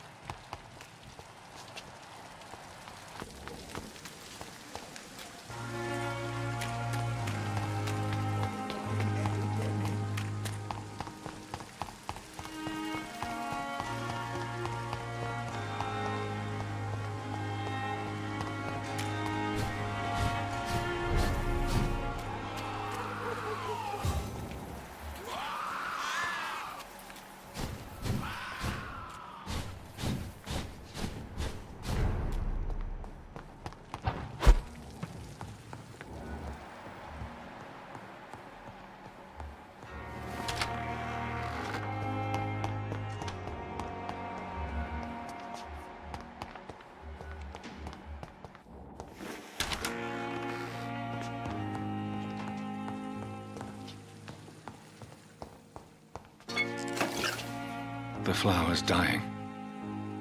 needs water.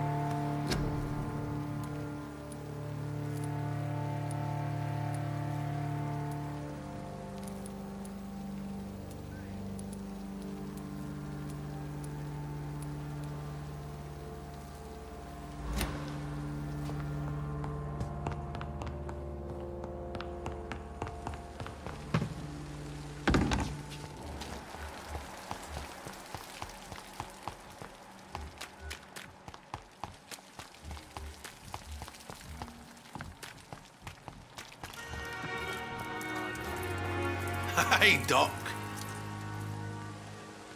You're lucky to be alive, Mr. Cox. I hope you're starting to take better care of yourself.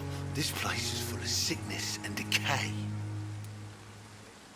Consider yourself lucky that I'm treating all of my patients equally. But don't push your luck. Don't play the innocent with me. I'm sure you have good reasons to act this way. And also weaknesses that can be exploited.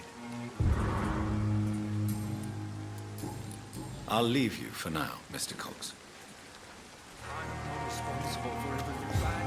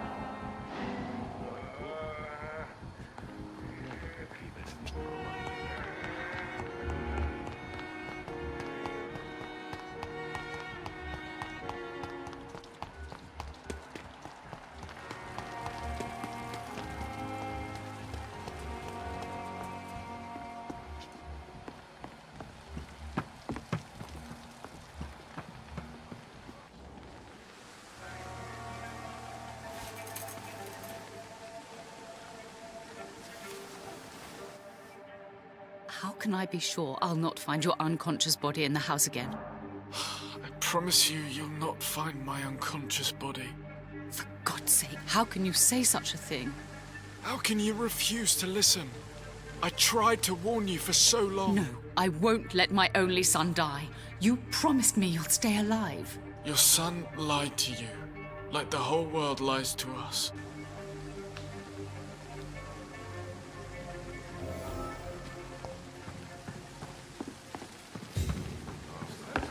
So lucky to have Dr. Reed, you know. I met him in New York.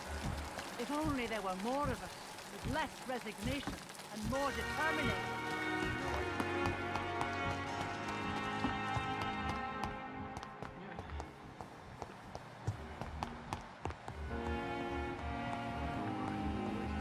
Waste your time with me. Good evening, Mr. Goswick. How are you? I'm okay. Admit it, Mortimer.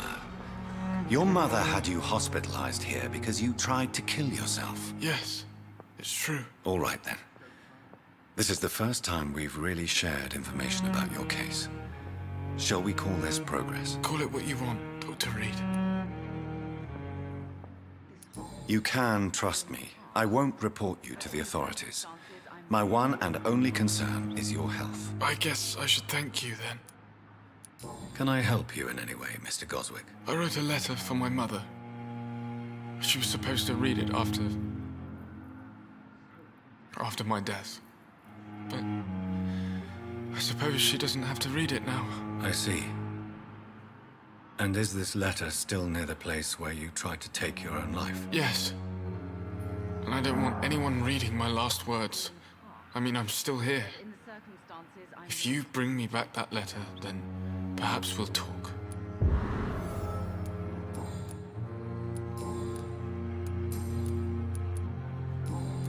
I have to go now, sir. But don't hesitate to contact me if you need any help. Don't waste your time with me.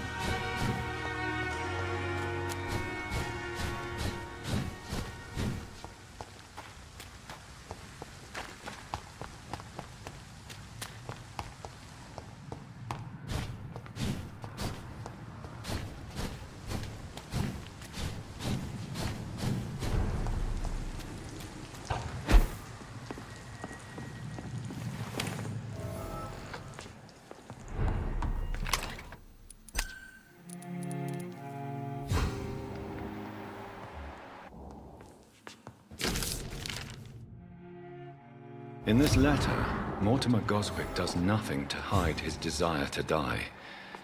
I could give it to his mother, but doing so would betray his trust.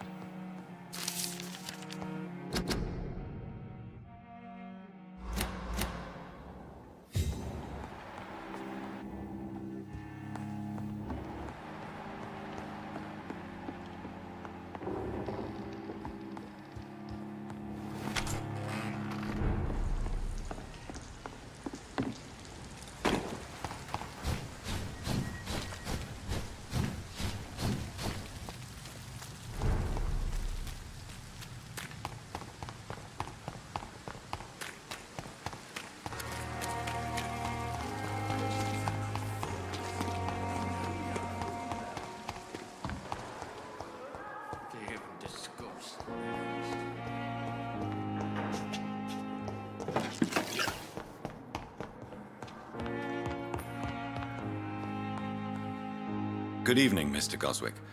How are you? I'm okay. I have retrieved your letter, Mr. Goswick. I can assure you that nobody read it but me. Thank you. This is for you, then. For your help. And for your silence. I think you should talk to your mother. It would be good for both of you. Thank you, Dr. Reed. I'll think about it. Now, please, let me be. I've read your letter, Mortimer. You wrote about an unbearable feeling of despair while the world crumbles around you. Tell me more about it. There's nothing more to say, really. It's hurtful, it's unbearable, and I don't ask anyone to understand what I feel.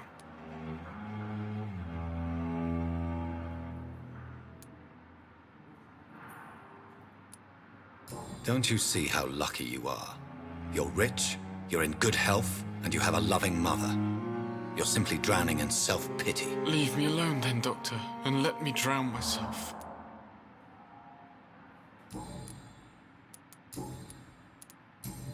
I have to go now, sir. But don't hesitate to contact me if you need any help. Good evening, sir. Doctor.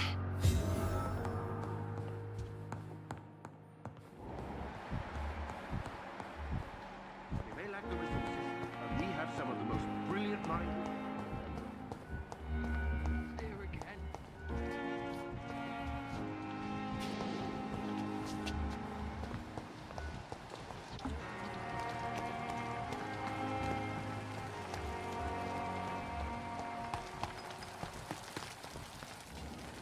Good evening, Milton. Good. I'd like... Wise choice, Doctor.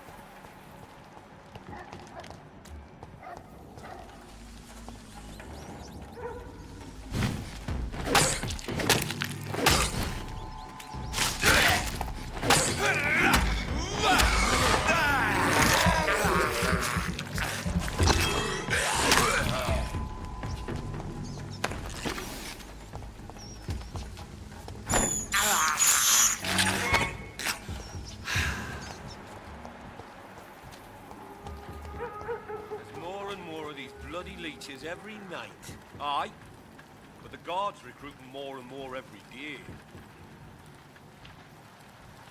When did... It's a leech! Kill it!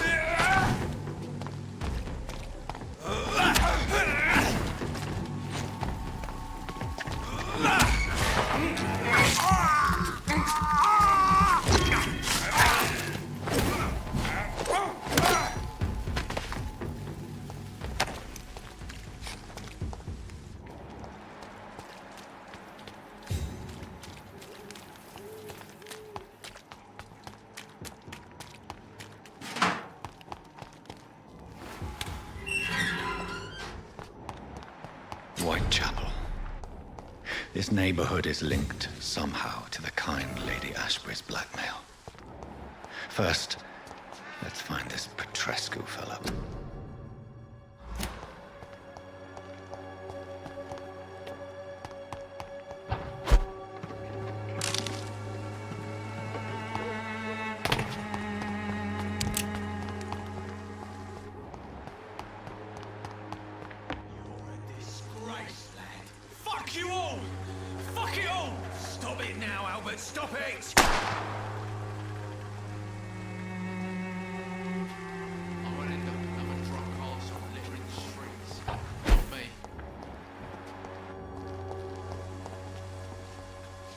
Are you all right? The bastard hit the wall next to me.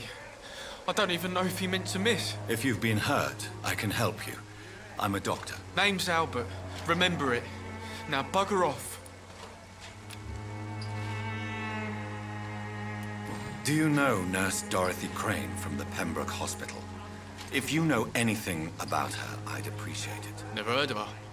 She's pretty, I'll keep an eye out. What happened? Did you really steal that man's medication? Hey, I didn't do anything, it ain't me.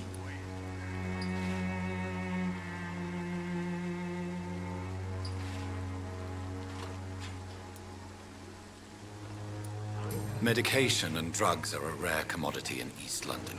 So you picked an easy target, didn't you? Sod off, mister. You ain't got no clue what's going on here.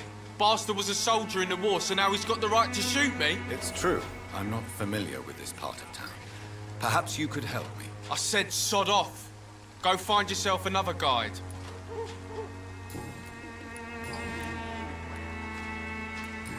Do you need assistance? Please. Feeling tired these days. There you go. Let's hope nobody steals it from you. Very funny.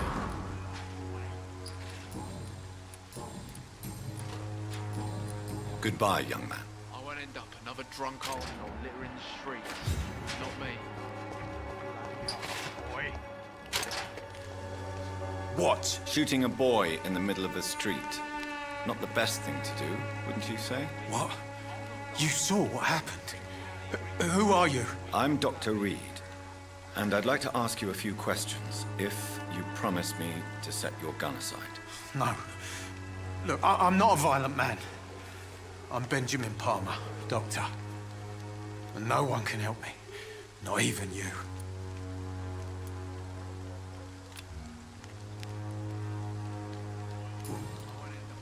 What can you tell me about this place? Nothing to say, really. This is where I used to live, and this is where I live now. You don't have anywhere to go? No family that would welcome you? Not since the death of my wife, Albert's mother. She was sick, you see. Long before the flu and all this shit. You mean you used to have a better life? Yeah, I had a wife, a home, and a job. I even used to have a name. And now I'm just Ben. Ben the Tramp.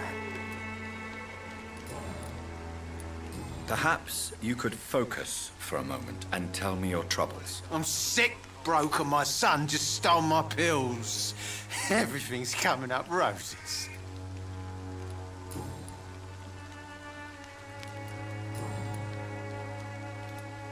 Whatever the boy did, I'm sure he didn't deserve a public execution. I swear I didn't want to hit him. It's just that I'm sick in the head, you see, and the boy just frayed me last nerve. What is it, Benjamin? It was the war, wasn't it? Your nerves are shot, aren't they? I need some answers, Private.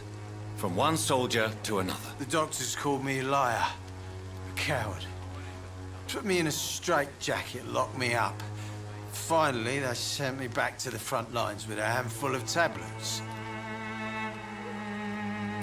It's a pity that doctors still practice such barbaric methods. It's a dishonor to our profession. Now only the pills stop me thinking about this shit. To not hear the explosions. I'm even scared of the dark these days. You don't seem well, Benjamin. Do you need any help? I always feel ill, sir. It's like I'm never right.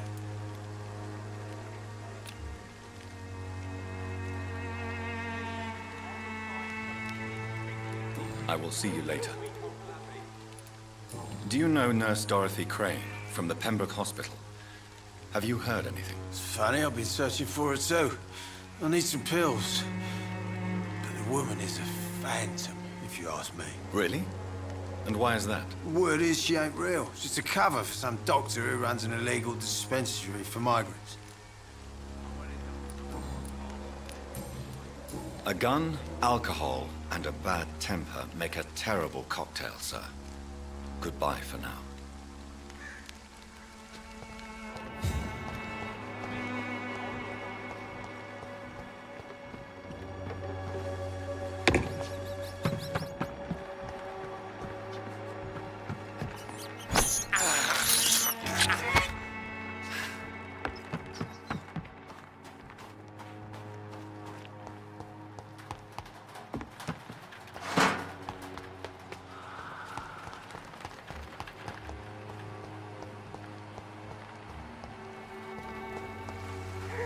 Good evening, miss. Good evening, sir. Are you interested in a miraculous cure for this unknown and deadly epidemic? Actually, I am. Then you have come to the right place. The famous Swanborough cordial is all you need to help keep you in perfect health. Oh, really? Why didn't I hear about it during my studies? I'm Jonathan Reed, by the way. Dr. Jonathan Reed. Ah, my brother has spoken of your research, sir. I'm Loretta Swanborough, and it's always a pleasure to meet a fellow healer.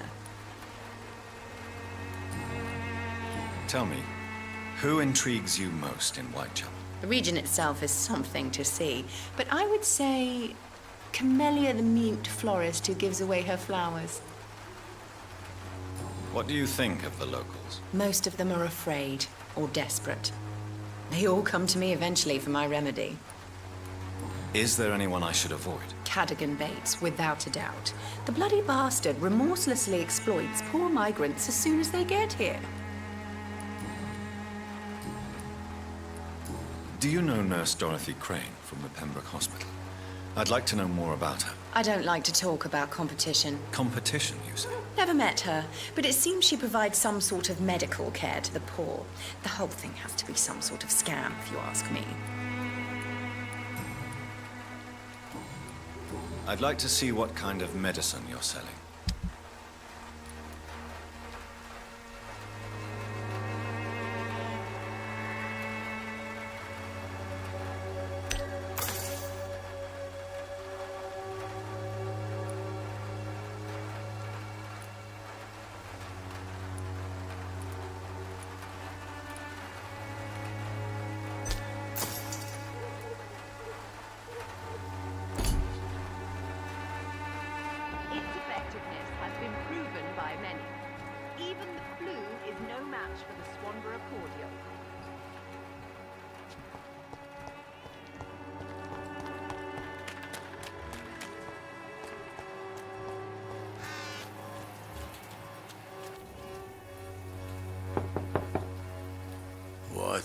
What do you want?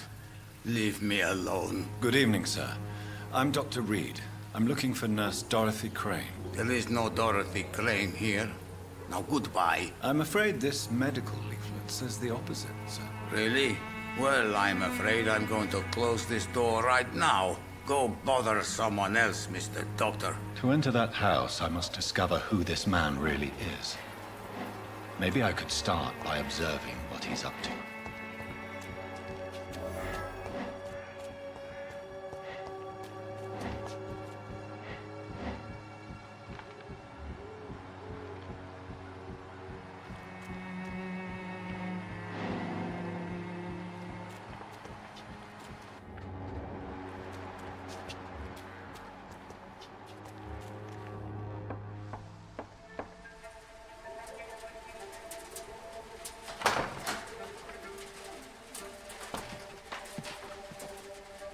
A strange man was at the door with a pass for our medical facility. I refused him entry.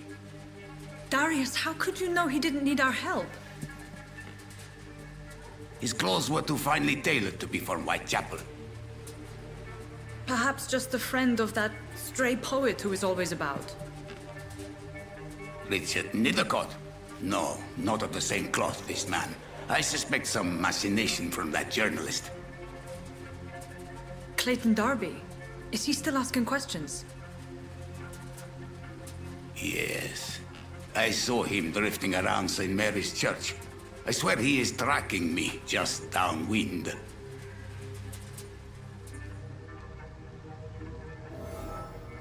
It's locked, all right. I must talk to that journalist or the poet. They must know about Darius. Nearby the church they just mentioned.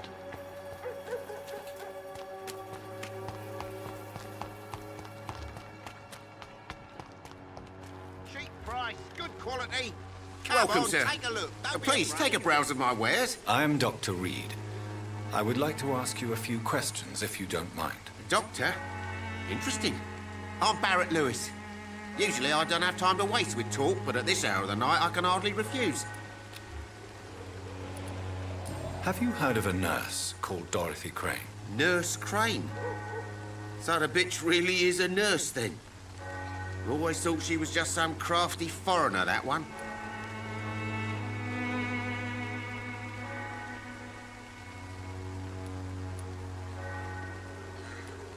So she's trying to help her fellow immigrants. Why would that make her a villain? Dorothy Crane ain't even a real name. Something like Dorothea Craniu. Something like that.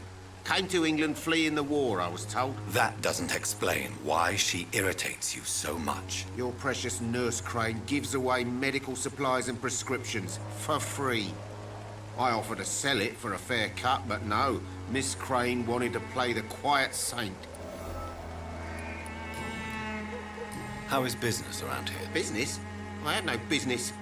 Between this racket, theft, and customers getting scared, I'm losing money every day. I see. Sounds like you blame someone in particular for your situation. It's no secret Joe Peterson spends his time harassing merchants. But with me, he's trying to put me out of business once and for all. As a merchant, you see Whitechapel every day. Have you noticed anything out of the ordinary recently? Well, you mean besides the epidemic, the war, and all the usual crap? As long as I can remember, this part of town has been a bottomless pit, and no sign of the bottom yet. Violence is increasing in the borough. Yeah. A few nights ago, some blokes jumped me. Came out of one of the condemned workshops. Fever, madness, something like that. Where did this happen? Why did you go there? In the closed workshops nearby. I worked there as an apprentice in better days. Now I only go to find trinkets or tools. Too bad I was mugged, though. There was good money in that little box of loot I lost. Have you been hurt? No, but that's only because I ran like hell. Those men were raving lunatics, I tell you. Not even able to speak anymore, just screaming.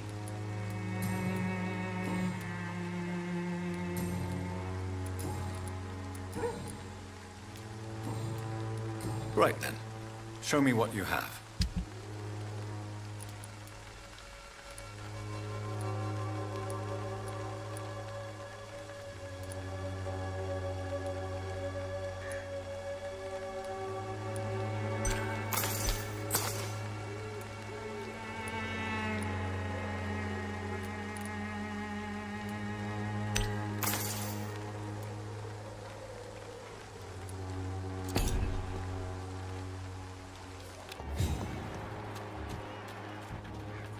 Excuse me, sir. I have a few questions for you. Another journalist? I didn't answer the first one, so piss off! I'm not a journalist, I'm a doctor. A doctor, you say? It's quite a rare breed in this part of town. Really? But still, here I am. Dr. Jonathan Reed, at your service. I'm Joe Peterson's son, but Colossus Joe to most. And I don't remember asking for your service, sir. Have you heard of a nurse named Dorothy Crane? She's a colleague of mine, and is supposed to live around here. Dorothy Crane? Yeah, I know her. One of the few good souls who dare to help the sick around here. Could you please tell me more about her? She's a nice girl. Tries to help the migrants. I offered to give her a hand, but she said my reputation would attract too much attention. May I ask what you do around here? I do whatever I want, and sometimes even more. Now sod off. How did you become the local bully everyone is afraid of, Joe? There's no pride in roughing up poor bastards. But this is the only job I've found. And it pays well, too. A job? So you're racketeering for someone else? I got enlisted by the Wet Boot Boys, a gang from the docks. I'm their muscle for their dirty work.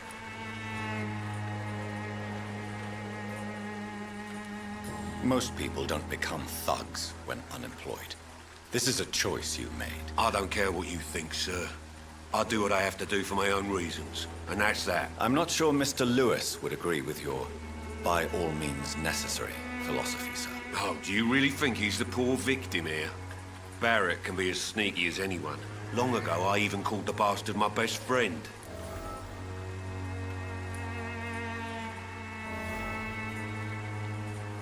According to you, physicians are scarce in this part of town. Why is that? Not familiar with this neighborhood, are you? I guess your fancy colleagues are too afraid of being stabbed in the back. This part of town does have quite a reputation.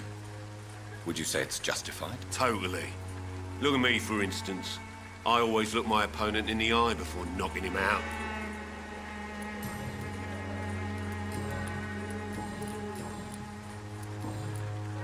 Goodbye, Mr. Peterson.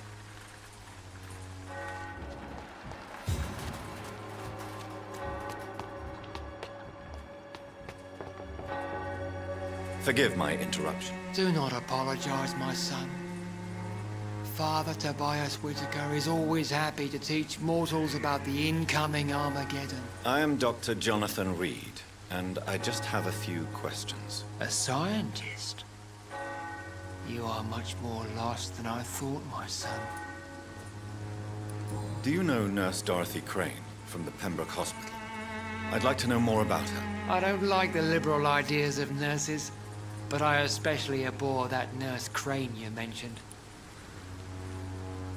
So, you're not exactly a fan of Florence Nightingale's work. But nurses are essential for modern healthcare. Nuns should be the only women allowed to take care of male patients. It's obvious only they have the necessary moral fiber. Why do you hate Nurse Crane more than other nurses? Before coming to London, she was a member of the communist resistance in our country. That's what happens when you let a woman get involved in politics. What do you mean when you say that I am more lost than you thought? All scientists are entangled in a world of causes and consequences, and most of them can't see the plain truth. Quite a judgmental opinion, if you ask me. But what do I know? Blinded by science as I am. But you are seeking answers, aren't you? Answers about the Armageddon about to strike the city. Answers about the hidden truth. I am. But the answers I seek are based on facts, not superstition. What do you mean? Well, I suppose I can spare a few minutes listening to your so-called truth. As a doctor, you must be aware of the decimating epidemic. But let me tell you that this so-called Spanish flu is just the beginning of the end. What do you mean? The beast is finally revealing itself, corrupting the flesh and the heart of men. With my own eyes I have seen them, those minions from the abyss. I have heard enough. Goodbye. Good evening.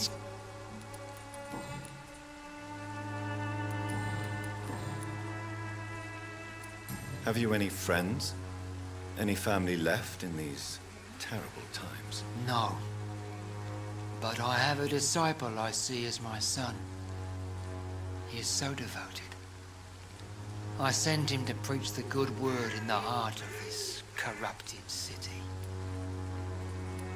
Where did you send him? I sent Samuel to the Stonebridge Cemetery, where the pestilence and evil grows night after night.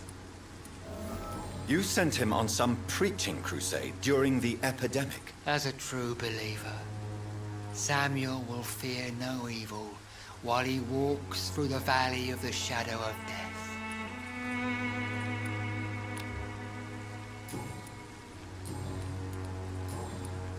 What do you mean? All's quite a... But you...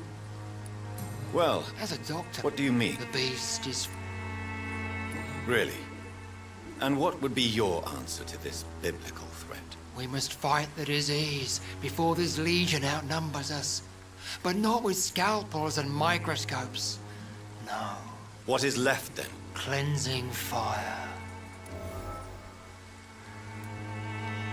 Tell me, Tobias, what exactly is your plan concerning the cleansing of this city? God will recognize his own. More than once this city has risen from the ashes, hardened and purified by the flames.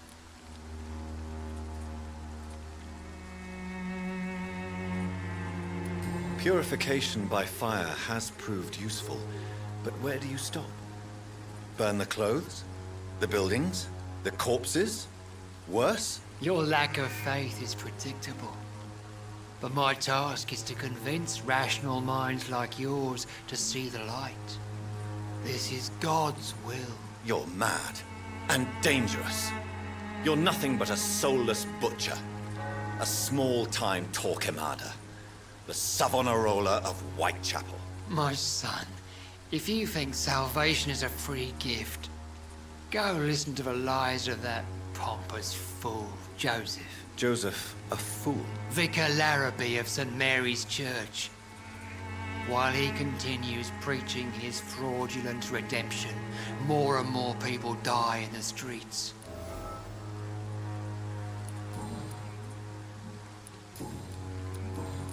I have heard enough for tonight. Goodbye.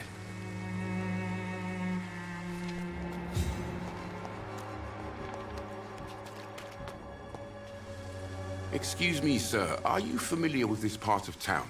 Name's Clayton Darby, reporter. Sorry, I'm new to Whitechapel. But perhaps you could help me since you're a journalist. My name is Jonathan Reed. Dr. Reed, the famous surgeon. I'll gladly help if I'm able, sir. Why are the newspapers keeping silent about the Spanish influenza? It's as though none of you care. There's a war going on. People shouldn't be demoralized by news of deadly diseases.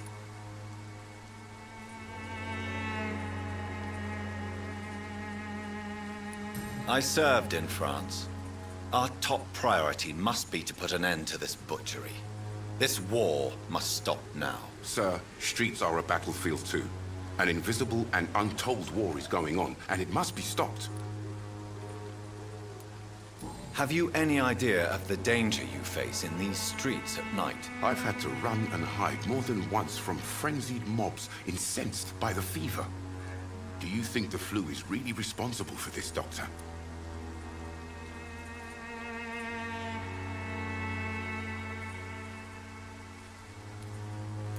I'm convinced there is more at work here than a simple epidemic. Really? To be honest, I could say the same. Some of the sick I saw or heard of. My God, what happened to them? What is a journalist doing in this borough after sunset? He goes where none of his colleagues would dare to go, to inform the country. So you risk your life to reveal the truth. I saw many reporters do the same during the war. Whitechapel is the crucible of so many untold stories and tragedies. I want people to know them. That's quite honorable of you. But is the public interested? Not at all, sir. And that's why I'm an independent journalist, hoping to sell some stories. Do you need assistance? That would be nice of you, Doctor. Who knows what I may have caught during my investigation. I will see you later.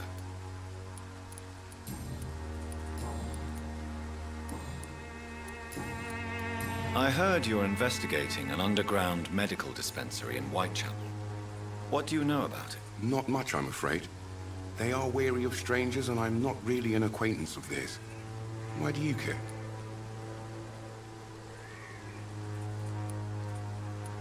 It's confidential.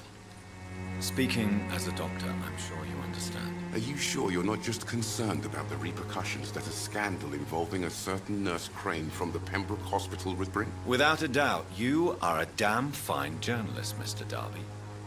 What do you know of her accomplice, a man named Darius? I don't know much about the man. He's very cautious. Never goes out. Doesn't seem to have any friends or family. He has no relatives at all? No.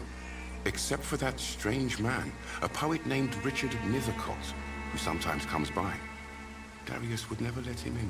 Where can I find this Mr. Nethercott? He spends most of his time lurking around Whitechapel, talking to himself or declaring verses. These days, you can usually find him behind the church. He never goes out? No. A few days ago, he unexpectedly did. I followed him, but it was just a ruse to keep me away from his house. Really? How do you know? He went to the nearest mailbox, but just before posting his letter, he ripped it up and threw it away.